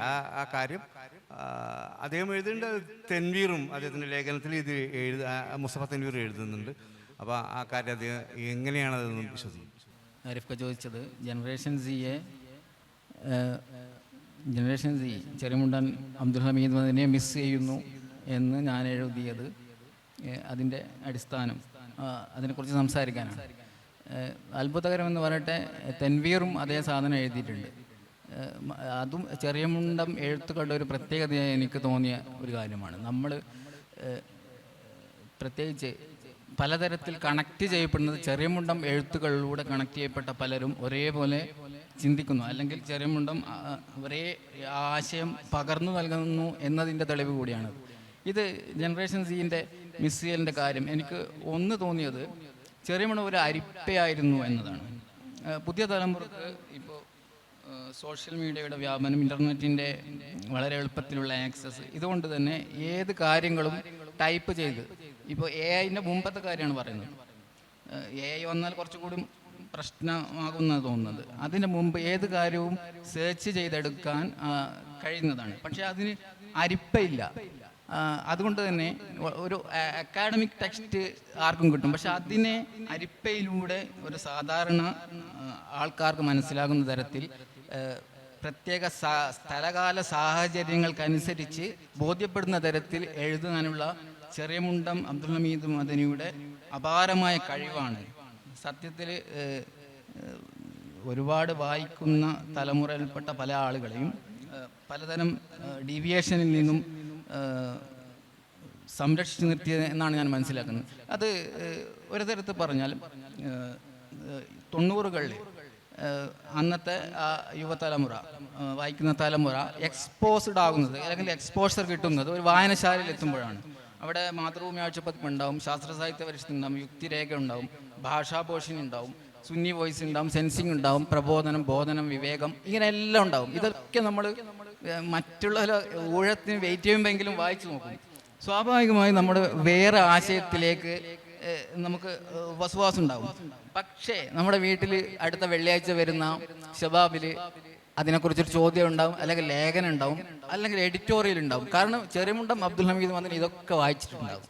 സമാനമായ ഒരു അരിപ്പ ഇന്ന് അത് വായനയിലല്ല വേണ്ടത്, ഇന്ന് സോഷ്യൽ മീഡിയയാണ്. ഇൻസ്റ്റാഗ്രാം, ഫേസ്ബുക്ക്, യൂട്യൂബ്, നിരവധി ചാനലുകളാണ്. അതിൽ ഇതേപോലെ പലതരം ആശയങ്ങളാണ് അവർ ആൽഫ സി ജനറേഷൻസ് കണ്ടുകൊണ്ടിരിക്കുന്നത്. അതിനെ എന്നാൽ ചിലപ്പോൾ ഇത് പറഞ്ഞു കൊടുക്കുന്ന ആൾക്കാർ ഇത്രയും സ്ഥലങ്ങളിലേക്കുള്ള ആക്സസ് ഉണ്ടാകണമെന്നില്ല. അന്ന് ചെറിയമുണ്ടം ഭാഷാഭൂഷണിയും വായിച്ചിട്ടുണ്ടാകും, മാതൃഭൂമിയും വായിച്ചിട്ടുണ്ടാകും, വിവേകം എല്ലാം വായിച്ചിട്ടുണ്ടാകും. പക്ഷെ ഇന്ന് ഇൻസ്റ്റാഗ്രാമിൽ ചിലപ്പോൾ ഇതൊക്കെ പറഞ്ഞു കൊടുക്കാൻ അറിയുന്ന ഒരു പണ്ഡിതൻ ഇൻസ്റ്റാഗ്രാമിൽ കാണില്ല. അപ്പോൾ അവനനുഭവിക്കുന്ന അതിൽ പ്രത്യേകമായി ചില കിയോസ്കുകളിൽ ചർച്ച ചെയ്യപ്പെടുന്ന വിഷയങ്ങളിലുള്ള ക്ലാരിറ്റി അവർക്ക് കിട്ടാതിരിക്കുകയും അങ്ങനെ അതിനു വേണ്ടി അവർ കോണ്ടെക്സ്ച്വൽ അല്ലാത്ത പലതരം സെർച്ചുകളിലേക്ക്, അവലംബങ്ങളിലേക്ക് പോകുകയും അപകടത്തിൽ ചെന്ന് ചാടുകയും ചെയ്യും എന്നാണ് എനിക്ക് തോന്നുന്നത്. ഇതൊരു അനുഭവമാണ്. ഇതേ അനുഭവം ഈ ചെറിയമുണ്ടം എഴുത്തുകളിൽ സ്വാധീനിക്കപ്പെട്ട പലരും പങ്കുവെച്ചത് കൊണ്ട് തന്നെ അതൊരു സത്യമാണെന്നാണ് എനിക്ക് തോന്നുന്നത്. ഏതായാലും ഈ ചെറിയമുണ്ടത്തെക്കുറിച്ചുള്ള ഒരു സംസാരത്തിൽ പങ്കെടുക്കാൻ കഴിഞ്ഞതിൽ അൽഹംദുലില്ലാ എല്ലാവരോടും നന്ദിയുണ്ട്. നമ്മളിവിടെ അവസാനിപ്പിക്കുകയാണ്. ഒരുപാട് ഇങ്ങനെ നേർമെടുത്ത് പോകും സംസാരിച്ചുകൊണ്ട് തന്നെ. അപ്പോൾ അങ്ങനെ ചെറിയമുണ്ടത്തിനെ കുറിച്ച് നമ്മളുള്ള സംസാരത്തിൽ വന്ന അദ്ദേഹത്തിൻ്റെ പണ്ഡിതൻ ഈ പക്വത, സൂക്ഷ്മത, ഉയർന്ന ചിത്ത, അതിരുകളില്ലാത്ത വായന, നിരീക്ഷണം, പിന്നെ കാര്യങ്ങൾ വിവച്ഛേദിച്ചറിഞ്ഞ് ഇസ്തിംബാത്ത് ചെയ്യാനുള്ള പാണ്ഡിത്യം, ഇതൊക്കെയുള്ള തലമുറ ഇനിയും ധാരാളമായി ഉയർന്നു വരട്ടെ എന്ന് ആശംസിക്കാം. നമുക്ക് അള്ളാഹുവിനോട് അതിനു വേണ്ടി പ്രാർത്ഥിക്കാം. ആഖിറു ദഅവാനാ അൽഹംദുലില്ലാഹി റബ്ബിൽ ആലമീൻ. കൂട്ടത്തിൽ പിന്നെ വളരെ റിലക്റ്റൻ്റായ സംസാരക്കാരനാണ് എനിക്ക് അദ്ദേഹത്തെ പിടിച്ചു വലിച്ചു കൊണ്ടുവന്നത്. കാരണം അദ്ദേഹം ഒരു ചെറിയ മുണ്ടം ജീവിച്ചിരിക്കുന്ന ചെറിയ മുണ്ടം എക്സ്പേർട്ടുകൾ ഒരാളാണെന്നുള്ളത് കൊണ്ടാണ് എനിക്ക് അദ്ദേഹത്തെ നേരിട്ട് അദ്ദേഹം വന്ന് ഈ വഴി മുഴുവൻ കുടവത്തൂരിൽ നിന്ന് യാത്ര ചെയ്ത് ഇവിടെ വന്നതിൽ വളരെ സന്തോഷം, നന്ദി അറിയിക്കുകയാണ്. സുഫിയാൻ വളരെ വർഷങ്ങൾക്ക് അദ്ദേഹം കുറേ കാലം സൗദിയിലൊക്കെ ഇരുന്നു. പക്ഷേ വർഷങ്ങളുടെ പഴക്കത്തിന് ശേഷം ജാമ്യയിൽ അദ്ദേഹം ഇന്നും വന്നു ഈ ചെറിയ മുണ്ടത്തെ പോലെയുള്ള ഒരു പ്രതിഭയെക്കുറിച്ച് വളരെ സുദീർഘമായി സംസാരിക്കാനുള്ള അവസരം അദ്ദേഹം നന്നായി വിനിയോഗിച്ചു. അള്ളാഹു നിങ്ങളെയും നമ്മളെല്ലാവരെയും അനുഗ്രഹിക്കട്ടെ. അസ്സലാമു അലൈക്കും.